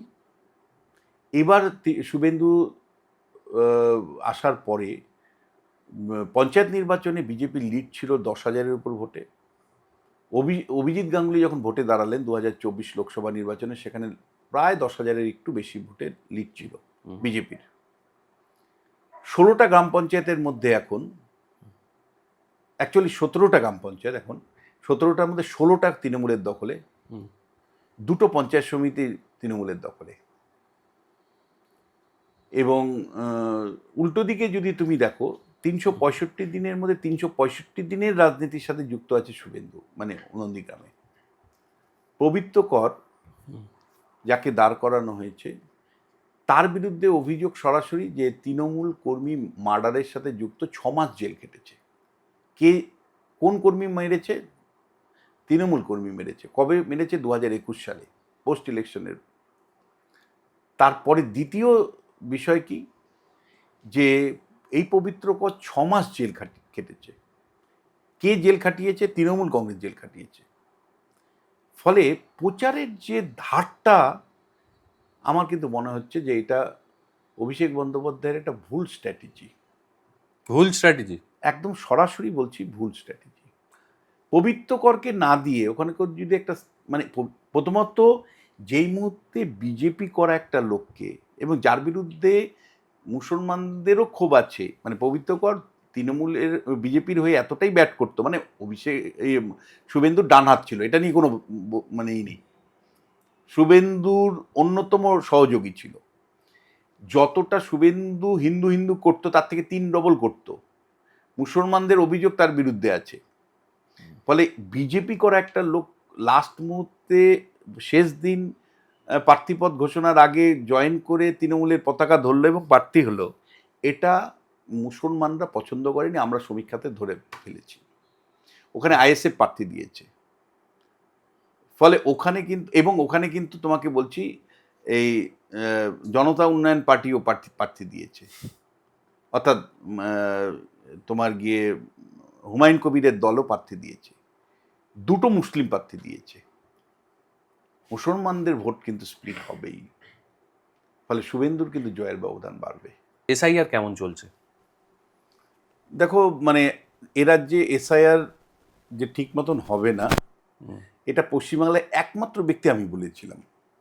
যেদিন এসআইআর ঘোষণা তার আগেই আমি বলেছিলাম যে এ রাজ্যে কোনো প্রশাসনিক কাজ গত 7-8 বছর ধরে ঠিক মতন হচ্ছে না। সেটা স্কুল সার্ভিস কমিশনের পরীক্ষা হতে পারে, সেটা কৃষি দপ্তরের কোনো কাজ হতে পারে, সেটা কৃষকদের সহায়ক মূল্য বন্টন হতে পারে। কোনো প্রশাসনিক কাজ এই কারণেই হচ্ছে না যে প্রশাসনটা কিন্তু কার্যত কলাপস হয়েছে। মানে আমরা যারা দৈনন্দিন রাজনীতি এবং প্রশাসন নিয়ে চর্চা করি, আমরা কিন্তু নিশ্চিত ছিলাম যে এ রাজ্যে কোনো নির্দিষ্ট নিয়মে বা প্রক্রিয়ার মধ্য দিয়ে সাংবিধানিক ব্যবস্থার অন্তর্গত এসআইআর হতে পারে না।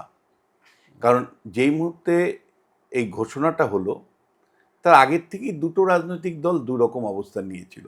তার সাথে খুচরো রাজনৈতিক দলগুলো তো ছিলই, বাম কংগ্রেস। তৃণমূল কংগ্রেস কার্যত যে অবস্থানটা একদম ঘোষিত নিয়েছিল, একজনেরও নাম কাটতে দেব না। আর বিজেপি প্রথম থেকেই রোহিঙ্গা খেদাও নাম করে মুসলিমদেরকে কতটা বাদ দিয়ে দেওয়া যায় তার উদ্যোগ নিয়েছিল। বামেদের অবস্থানটা ভীষণ ডাইসি ছিল, মানে ইহাও হয় উহাও হয়।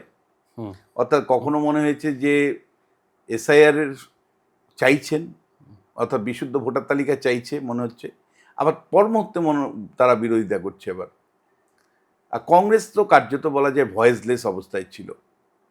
দু একজন ব্যক্তি তারা হয়তো দু একটা মিটিং মিছিল করেছে, কিন্তু তার বাইরে তাদের খুব একটা ভয়েস কিন্তু দেখিনি। যেটা অল ইন্ডিয়াতে রাহুল গান্ধী যে অবস্থানটা ছিল, সেই অবস্থানটা কিন্তু এখানে আমরা দেখিনি। এবং এখানে দুটো রাজনৈতিক দল যারা ক্ষমতায় আছে, যারা ক্ষমতা দখল করতে চায়, দুজনেরই কিন্তু অঙ্ক আছে যে কেন তারা বিরোধিতা করেছে, এবং বিরোধিতা একদম অপটিম লেভেলে নিয়ে যেতে হবে, মানে ম্যাক্সিমাইজ করতে হবে। আবার যারা এর পক্ষে বলছে, তারাও একটা অপটিমাম অবস্থান জায়গা তৈরি করতে চায়। মমতা বন্দ্যোপাধ্যায়, অভিষেক বন্দ্যোপাধ্যায় প্রতিনিয়ত চেয়েছে যে কোনো মূল্যে একজন সংখ্যালঘু মুসলিমের নাম যাতে বাদ না যায়, মানে সে যদি অনুপ্রবেশকারী হয় তাকেও রাখতে হবে, এবং মৃত নাম বাদ যাতে না যায় তার জন্য যে কারসাজি, সেটা প্রথম ধরা পড়ে ফর্ম ফিল আপের পরে।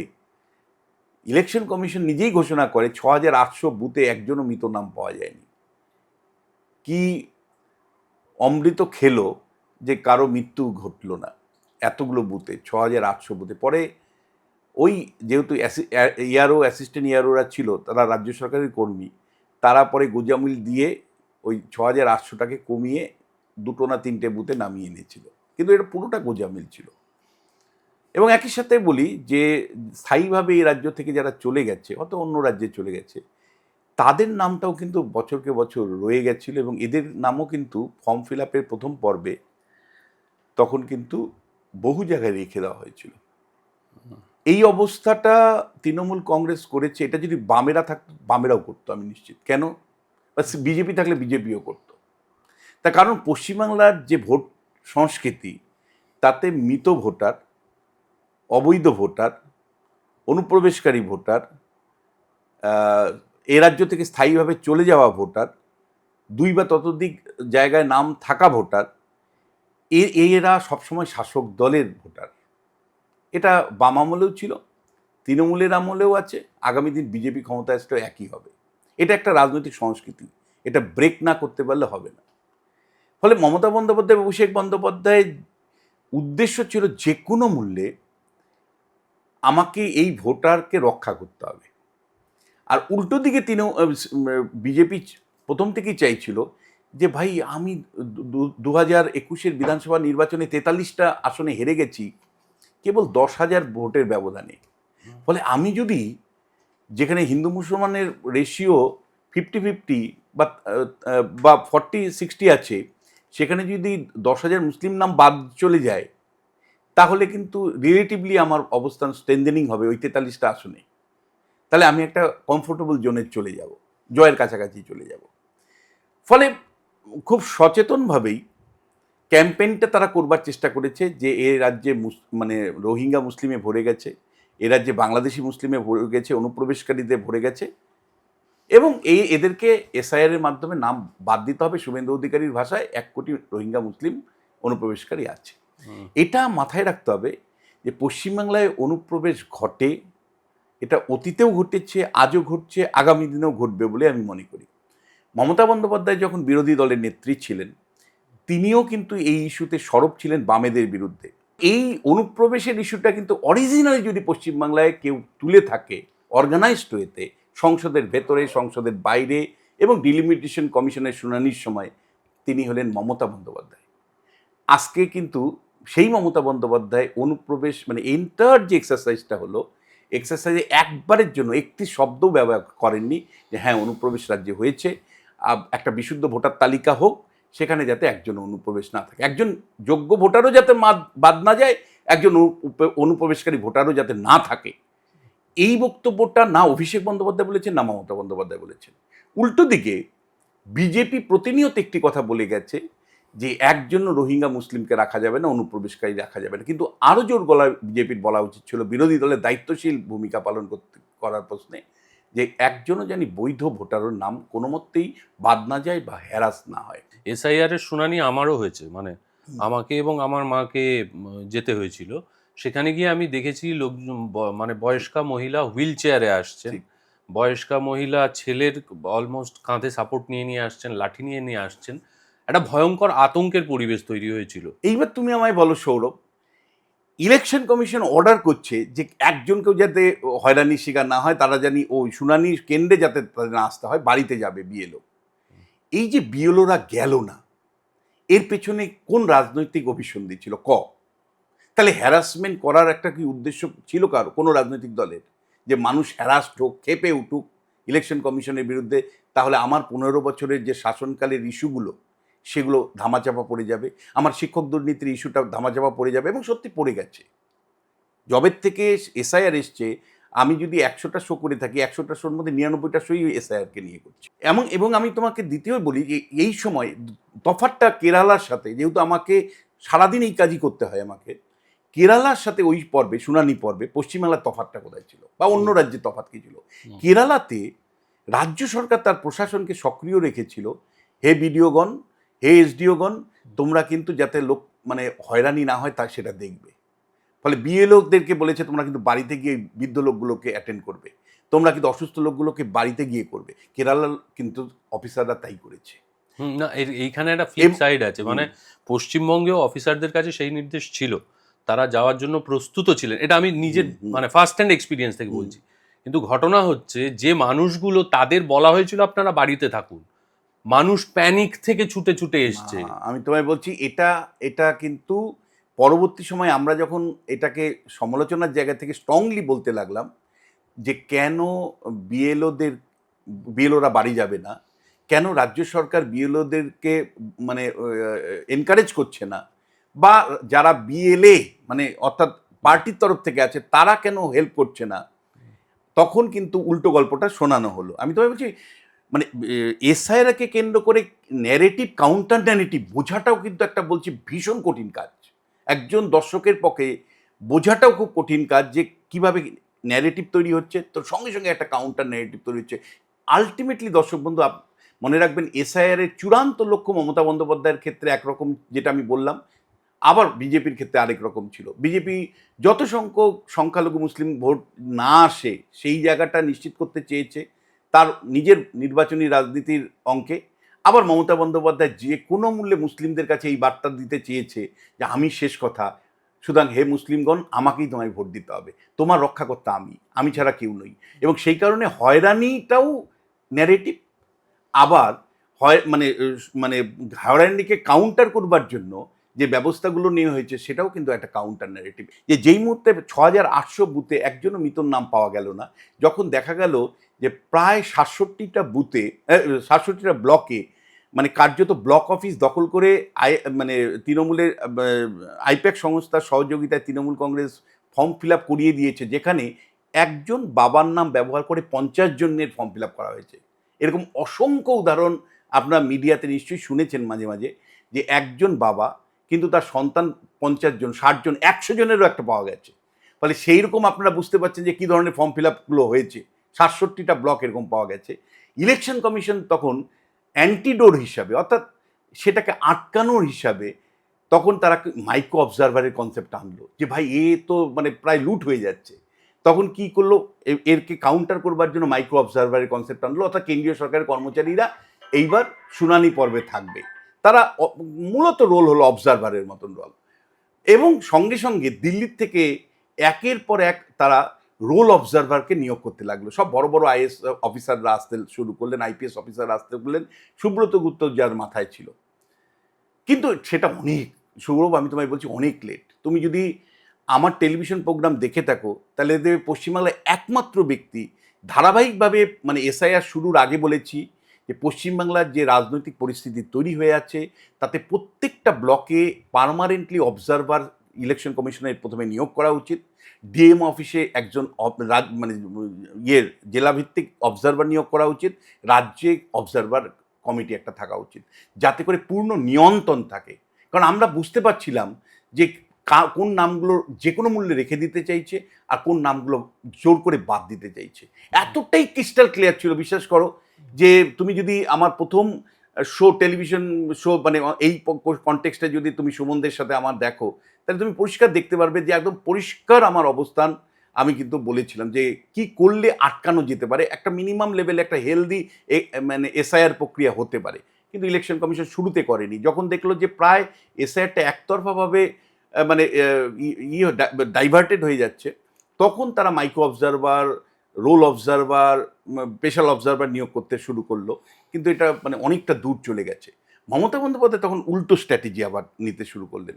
সেটা হলো ডিএম, যেহেতু ডিও, ডিস্ট্রিক্ট ইলেকটোরাল অফিসার, বা যারা এআরও, অ্যাসিস্ট্যান্ট এআরও, এরা যেহেতু রাজ্য সরকারের কর্মচারী, যেটা মমতা বন্দ্যোপাধ্যায় প্রথম থেকেই বলে রেখেছিলেন, এরা ভোটের আগেও আমার কর্মচারী, ভোটের পরেও কর্মচারী।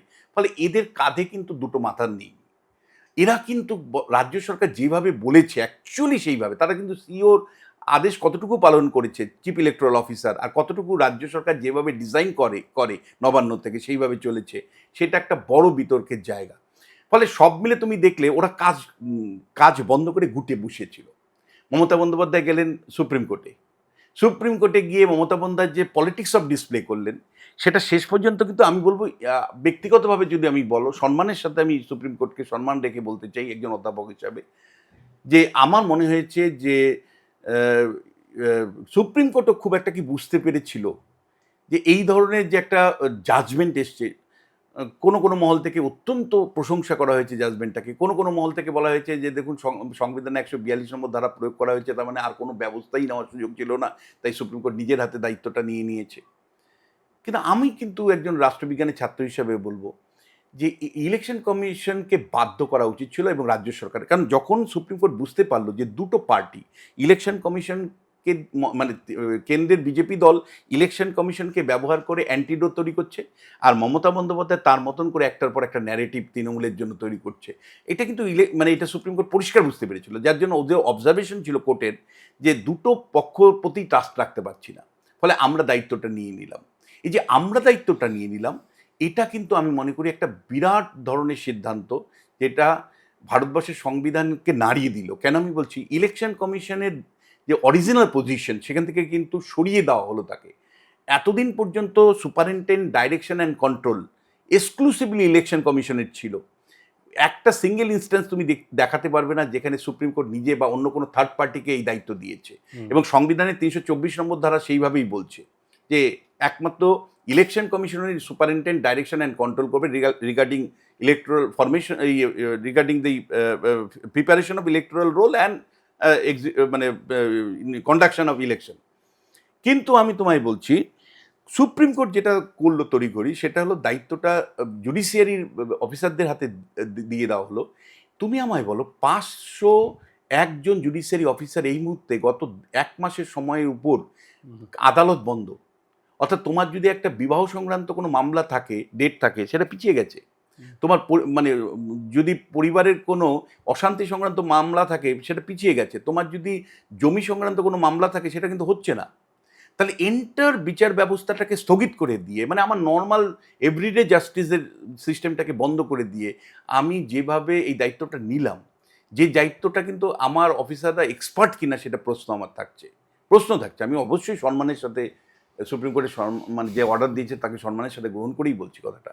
আবার বাইরের রাজ্য থেকে আমি 201জনকে আনা হয়েছে। তাহলে যেটা গিয়ে শেষ পর্যন্ত দাঁড়ালো, একদিকে আমার বিচার ব্যবস্থাকে স্তব্ধ করলাম, আরেক দিকে হলো আমি সংবিধানের অরিজিনাল পজিশন সেখান থেকে সরিয়ে দিলাম ইলেকশন কমিশনকে।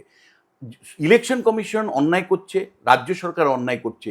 অ্যাজ এ সুপ্রিম কোর্ট আমি ব্যক্তিগতভাবে মনে করি যে তাদেরকে বাধ্য করার মতন মেকানিজম বার করতে হতো, যে তোমরা দুটো কনস্টিটিউশনাল বডি, তোমরা যদি কনস্টিটিউশনাল দায়িত্ব পালন না করো, তোমাদের বিরুদ্ধে আমি কি পানিশমেন্ট করতে পারি দেখো, ক খ গ ঘ উম।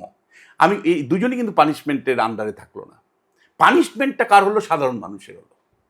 60 লক্ষ মানুষের মানে ভেরিফিকেশনের নাম করে, অ্যাডজুডিকেশনের নাম করে মানুষ, এই 60 লক্ষ বিরাট সংখ্যক মানুষ একটা অশান্তির মধ্যে দিনের পর দিন থাকলো। আমার নামটা যদি থাকতো, আমার তো সত্যি কষ্ট হতো। এখানে আবার মানে এটা যেমন আপনি অসম্ভব একটা হিউম্যান অ্যাঙ্গেল থেকে পুরো কথাটা বলছেন, সেখানে বিরোধী দলনেতা বলছে যে ব্রেকফাস্টে 58 লাখ গেছে, লাঞ্চে গেছে 7 লাখ, বিকেলবেলা চা খেতে খেতে বাদ গেছে 14 লাখ। দেখো, আমি তো মেলাতে পারি না। আমি তো সত্যি বলতে গিয়ে মানে আমি যে রাজনীতি চর্চা শুরু করেছিলাম 80 দশকের শেষের থেকে, সেখানে মিনিমাম একটা সংবেদনশীলতার সাথে রাজনীতিবিদরা কথা বলতেন। এখন রাজনীতিবিদরা মারতে হবে, ধরতে হবে, করতে হবে, উড়িয়ে দিব, এই ল্যাঙ্গুয়েজগুলো বলে অভ্যস্ত। একটা মানুষ কতটা কষ্ট পায় তা দেখে তার আনন্দ অনুভব করে। সেটা মমতা বন্দ্যোপাধ্যায় হতে পারেন, অভিষেক বন্দ্যোপাধ্যায় হতে পারেন, শুভেন্দু অধিকারী হতে পারেন, কারো মধ্যে কিন্তু সংবেদনশীলতা আমি দেখি না। যেমন ধরো, মমতা বন্দ্যোপাধ্যায় কালকে বলছেন ময়নাগুড়ির সভা থেকে যে নির্বাচনের ফলাফলের পরে বিজেপি করি না, এটা পোস্টার ব্যানার করে জানাতে হবে। অভিষেক ব্যানার্জি বলছেন ডিজে বাজানো হবে, একটু ডিজে বাজিয়ে দিবেন। আর আরেকজন বলছে যে 58 লাখ ব্রেকফাস্টে গেছে, লাঞ্চে 7 লাখ গেছে, চা খেতে খেতে 14 লাখ গেছে। তুমি একটু ঠান্ডা মাথায় ভাবো, এরা কারা? এরা তোমার নেতা, যাদের মধ্যে সংবেদনশীলতা নেই, সহনাগরিক যারা জেনুইনলি বাদ গেছে। দেখো, গরিব মানুষ যারা এইবার যে তোমাকে আমি বলছি যে 32 লাখের মতন যে ভেরিফিকেশনের কাজ কমপ্লিট হচ্ছে, মানে অ্যাডজুডিকেশন থেকে যাদেরকে বিচার করা হয়েছে, তারপরে প্রায় ফিগারটা আমাদের কাছে আসছে 40% লোকের নাম বাদ, 13 লাখ বাদ গেছে, 40% সেটা। এবার এই 40%র মধ্যে আমি যেটা দেখতে পাচ্ছি সেটা আমার কাছে আতঙ্কের। সেটা হলো যে মালদা, মুর্শিদাবাদ, উত্তর দিনাজপুরের বিপুল সংখ্যক মুসলিম সম্প্রদায়ের মানুষ। মানে আমি তোমায় বলছি যে এই মুসলিমদের মধ্যে সবচেয়ে গরিব মানুষগুলো, কারণ তারা কাগজ রাখতে পারেনি, কয়েক পুরুষ ধরে পশ্চিমবাংলায় বাস করে। আর আমাদেরও রাজ্য সরকার একটু তো হেল্প করতে পারতো, তুমি বলো। কাগজগুলো ডকুমেন্টেশনের কাজ যখন হচ্ছে, এত রাজনীতির দলের বড়াই করে ব্রিগেড ভরিয়ে দিলাম, আমাদের যা সংগঠন আছে আমরা দেখে দিব, এই যে গলার ভয়েসগুলো টানে, বাবা ওই গরিব মানুষগুলো পাশে থাকতে, তোরা পাশে থেকে তাদের ডকুমেন্টেশনে সাহায্য করতে। উল্টো দিকে বামপন্থীরাই বা কোথায় ছিল? এখন বড় বড় কথা বলে, তোমার এত মানে বিপুল রেড বাহিনী আছে, তাহলে রেড কমরেডটা কোথায় ছিল? গরিব মানুষগুলোর বাড়িতে গিয়ে যে মা, মাসিমা দেখুন তো ডকুমেন্টেশনে আপনাকে সাহায্য করি, তুমি একটা সিঙ্গেল ছবি দেখাতে পারবে যে বাড়িতে গিয়ে সাহায্য করছে এরা? গরিব মানুষগুলো সিম্পলি এসছে, তার মতন করে যা পেরেছে দিয়েছে, আপলোড করেছে, বেশিরভাগ দেখা গেছে ডকুমেন্টেশন ম্যাচ করছে না, মানে তাদের যে প্রয়োজনীয় ডকুমেন্ট সেটা জমা দিতে পারেনি। অথচ এটা যদি রাজ্য সরকার ইতিবাচক ভূমিকা নিত, বিরোধী দল থেকে শুরু করে সমস্ত রাজনৈতিক দলের কর্মীরা ইতিবাচক মানে ভূমিকা নিত, তাদের পাশে থাকতো, তাহলে কিন্তু আমি ড্যাম শিওর এত বিরাট সংখ্যক মানে লোকের হয়রানি হতো না। একটু তোমার দর্শকদের বলতে পারো যে মানে এসআইআর এর এই যে এন্টার প্রক্রিয়া, এই এন্টার প্রক্রিয়ার কি কি রাজনৈতিক অভিঘাত সামাজিক অভিঘাত আমরা পেলাম। একটা তো সামাজিক অভিঘাত হলো যে সত্যি বলতে কি সমাজের যে বিভাজন ধর্মের ভিত্তিতে চলছিল আইডেন্টিটি পলিটিক্সের মধ্য দিয়ে, অর্থাৎ এ রাজ্যে আমরা যতই অভিযোগ বিভিন্ন দল সম্পর্কে করি, এক সময় আমরা কিছুতেই বলতাম না যে ধর্মের ভিত্তিতে এখানে রাজনীতি হয়। কিন্তু 2013-14 সাল থেকেই আমরা দেখতে পাচ্ছি যে মুসলিম তোষণের অভিযোগ উঠছে তৃণমূলের বিরুদ্ধে, আর উল্টো দিকে হিন্দুত্বের রাজনীতি বিজেপি আনছে। আইডেন্টিটি পলিটিক্স এটা কিন্তু আরও তীব্র থেকে তীব্র হলো এই এসআইআর আসার ফলে। অর্থাৎ আমি মুসলিম তাই আমি বাদ যাচ্ছি, আমি হিন্দু তাই আমার নাম থেকে যাচ্ছে, এই গল্পটা কিন্তু সমাজে আরও মানে বলা যায় বিভাজন তৈরি করলো। দ্বিতীয় যেটা সেটা হলো প্রশাসনিক বিভাজনও কিন্তু স্পষ্ট। আমার যে প্রশাসন দেখলাম সেখানে রাজ্যের প্রশাসন মানে তৃণমূলকে সাহায্য করছে, আর মানে তৃণমূলকে আটকানোর জন্য আবার কেন্দ্রের থেকে প্রশাসনকে চাপিয়ে দেওয়া হচ্ছে। ফলে প্রশাসনিক বিভাজনটাও কিন্তু আরেকটা বড় ধরনের বিভাজন, এটা আমরা পরিষ্কার দেখতে পেলাম। থার্ড হলো আমরা সেই দুর্ভাগ্য রাজ্য যেখানে একটা মানে সাংবিধানিক প্রশাসনিক কাজকে সুষ্ঠুভাবে পরিচালনা করতে পারলাম না।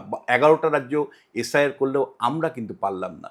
এবং ফাইনালি যেটার জন্য হয়তো আপনারা মানে শুনতে চাইছেন যে এর পলিটিক্যাল ইমপ্লিকেশন কী, অর্থাৎ এসআইআরের প্রভাবে কোন রাজনৈতিক দল সুবিধে পেল, কোন রাজনৈতিক দল অসুবিধাতে আসলো। দেখুন, সুবিধে যদি আপনি আমায় বলেন, এর কেমিস্ট্রিটা কিন্তু এখন পর্যন্ত আমার মনে হচ্ছে যে তৃণমূলের পক্ষে। অর্থাৎ তৃণমূল নেত্রী যেভাবে গণ আন্দোলন করেছে, যেভাবে রাস্তায় ছিল, politics of display very important.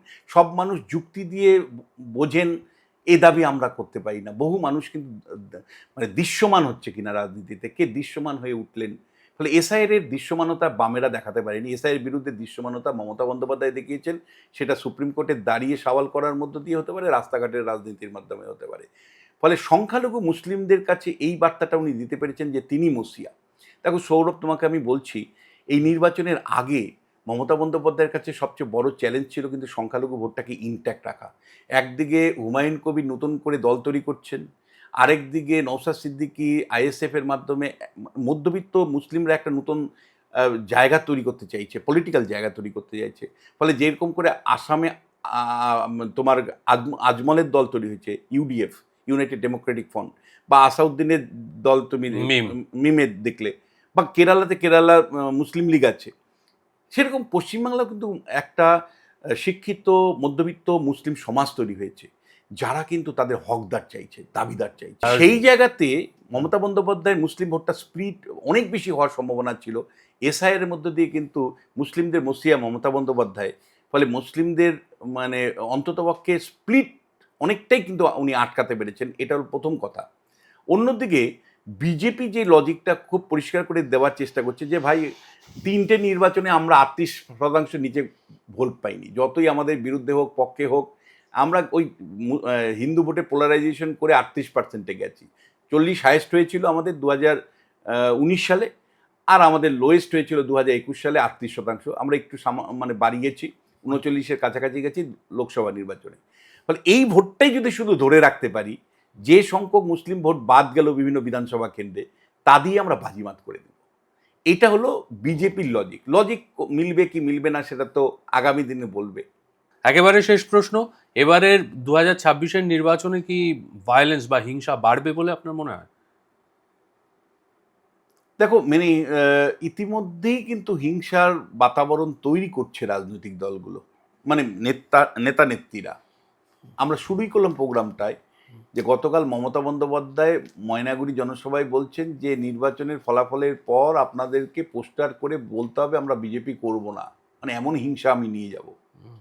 Suvendu Adhikari তার মতন করে ভায়োলেন্সের গল্প বলছেন, ওই পাথর আসে কতজন বাদ গেল, মানে পরিষ্কার একটা পার্টিকুলার কমিউনিটির দিকে ইঙ্গিত করে। আবার একইভাবে আমি তোমায় বলছি, অভিষেক বন্দ্যোপাধ্যায় ডিজে বাজানোর কথা বলছে। আচ্ছা তুমি আমায় বলো, নেতারা তো নেতৃত্ব দেয়, নেতারা যদি হিংসা ছড়ায় তাহলে কর্মীরা তো উদ্বুদ্ধ হয়ে হিংসা চালাবে। ফলে আমাদের রাজ্যে হিংসাটা একটা কাঠামোগত রূপ নিয়েছে, মানে যেটা এভরিডে হিংসা তুমি দেখো, এটা কাঠামোগত রূপ নিয়েছে। ফলে আমাদের ডিএনএর মধ্যে হিংসা ঢুকেছে এখন। সেখান থেকে হিংসামুক্ত পুরোপুরি একটা বিশুদ্ধ নির্বাচন হবে, না, এটাই স্বাভাবিক এবং এটার মধ্যে অস্বাভাবিকতা নেই। কিন্তু ইলেকশন কমিশন চ্যালেঞ্জ করেছে, জ্ঞানেশ কুমার নিজে কলকাতায় এসে বলে গেছেন যে পশ্চিমবাংলার নির্বাচনের মাইন্ডসেটটা চেঞ্জ করতে চাই, পশ্চিমবাংলার অভিমুখটা চেঞ্জ করতে চাই, হিংসার অভিমুখটা চেঞ্জ করতে চাই। এবং এটা তো সত্যি, সারা ভারতবর্ষে যেখানেই যাই লোকে ছ্যা ছ্যা করে। আমি বুঝি না, মমতা বন্দ্যোপাধ্যায়, অভিষেক বন্দ্যোপাধ্যায় বা অন্য নেতারা বিভিন্ন দলেরই আমাদের যে দুর্নাম হয়, বাঙালি হিসাবে যে আমাদের অধঃপতন ঘটেছে, যে একটা সুষ্ঠুভাবে নির্বাচন পরিচালনা করতে পারি না, হিংসা হচ্ছে বছরকে বছর বছরকে বছর বছরকে বছর, যে বিহার হিংসার থেকে মুক্ত হলো, সেই পশ্চিমবাংলা প্রায় 80-র দশকে বিহারের থেকেও বেশি হিংসা এখনো চলে। লাস্ট পঞ্চায়েত নির্বাচনে প্রায় 100 মানুষের মৃত্যুর বিনিময়ে নির্বাচনটা হয়েছে। ফলে এই হিংসা একটা মুক্ত নির্বাচন পরিচালনা করতে ইলেকশন কমিশন ঘোষণা করছে বটে, কিন্তু আমাদের রাজনৈতিক নেতাদের রাজনৈতিক অঙ্ক কিন্তু হিংসার মধ্যেই লুকিয়ে আছে। এখানে হিংসার মধ্যে জয় রাজনৈতিক দলগুলো করতে চায়। যে এত কেন্দ্রীয় কোম্পানির কেন্দ্রীয় বাহিনী আসছে, না, একের পর এক প্রশাসনিক অফিসার বদলে ধরো দেওয়া আমি হচ্ছে। তোমায় বলছি, যখন শুভেন্দু অধিকারী বলছেন যে এখানে 2 লক্ষ মানে আধা সামরিক বাহিনী দিয়ে ইয়ে হবে, ভোট হবে, সেটাও এক ধরনের ভয় পাইয়ে দেওয়া। আবার মমতা বন্দ্যোপাধ্যায় যখন বলছেন যে আপনারা মা বোনরা আপনার হাতা খুন্তি নিয়ে বেরোন কেন্দ্র বাহিনী, ওটাও আরেকটা হিংসা। এই হিংসার নানা স্তর আছে, তোমার অতটা সময় নেই, নাহলে আমি political violence in West Bengal পলিটিক্সের উপরে আমার একটা বই আছে, গবেষণা আছে, যে হিংসা কত স্তরে কতভাবে প্রয়োগ করে। একেবারে মমতা বন্দ্যোপাধ্যায় থেকে, অভিষেক বন্দ্যোপাধ্যায় থেকে শুরু করে, শুভেন্দু অধিকারী থেকে শুরু করে বিভিন্ন ছোট বড় মেজো নেতারা তাদের বক্তৃতার মধ্য দিয়ে, তার সংগঠনের কাজের মধ্য দিয়ে দৈনন্দিন হিংসা কীভাবে ছড়ায়। এবং এই নেতারা যদি ঠিক না হন তাহলে কিন্তু তুমি হিংসামুক্ত নির্বাচন আশা করতে পারো না। শুধু একটা বলবো যে জনগণের কি দায় নেই, অন্তত এই যে তুমি আমাকে প্রশ্নটা করলে, মানুষকে একটু সচেতন করার চেষ্টা করলাম তোমার চ্যানেলের মাধ্যমে। আরও যদি কিছু বিশিষ্ট মানুষ, কবি, সাহিত্যিক, তারা যদি এই হিংসাটাকে খারাপ চোখে দেখেন, যে যখন হিংসা ছড়াচ্ছেন, হিংসাত্মকমূলক বক্তব্য রাখছেন, তিনি মমতা বন্দ্যোপাধ্যায় হতে পারেন, শুভেন্দু অধিকারী হতে পারেন, দিলীপ ঘোষ হতে পারেন, যেই হন না কেন, তাদের সম্পর্কে যদি সরব হন, অন্তত কিছুটা লজ্জার খাতিরে হয়তো তারা কম বলবেন। তারা যত হিংসা কম বলবেন, নিচু তলায় ততটাই হিংসামুক্ত নির্বাচন হতে পারে। আশা রাখি হিংসামুক্ত হবে এবারে নির্বাচন, একটা প্রাণও এবারে ঝরে যাবে না নির্বাচনের জন্য। সবাই খুব ভালো থাকবেন, দেখা হচ্ছে আগামী সপ্তাহে। যদি ভালো লেগে থাকে আজকের পর্ব, তাহলে অবশ্যই লাইক করুন, কমেন্ট করুন এবং সাবস্ক্রাইব করুন আমাদের চ্যানেল। আর আগামী দিনে কেমন পর্ব আপনারা দেখতে চান সেটাও আমাদের জানান। সবাই খুব ভালো থাকবেন। ধন্যবাদ স্যার, ধন্যবাদ।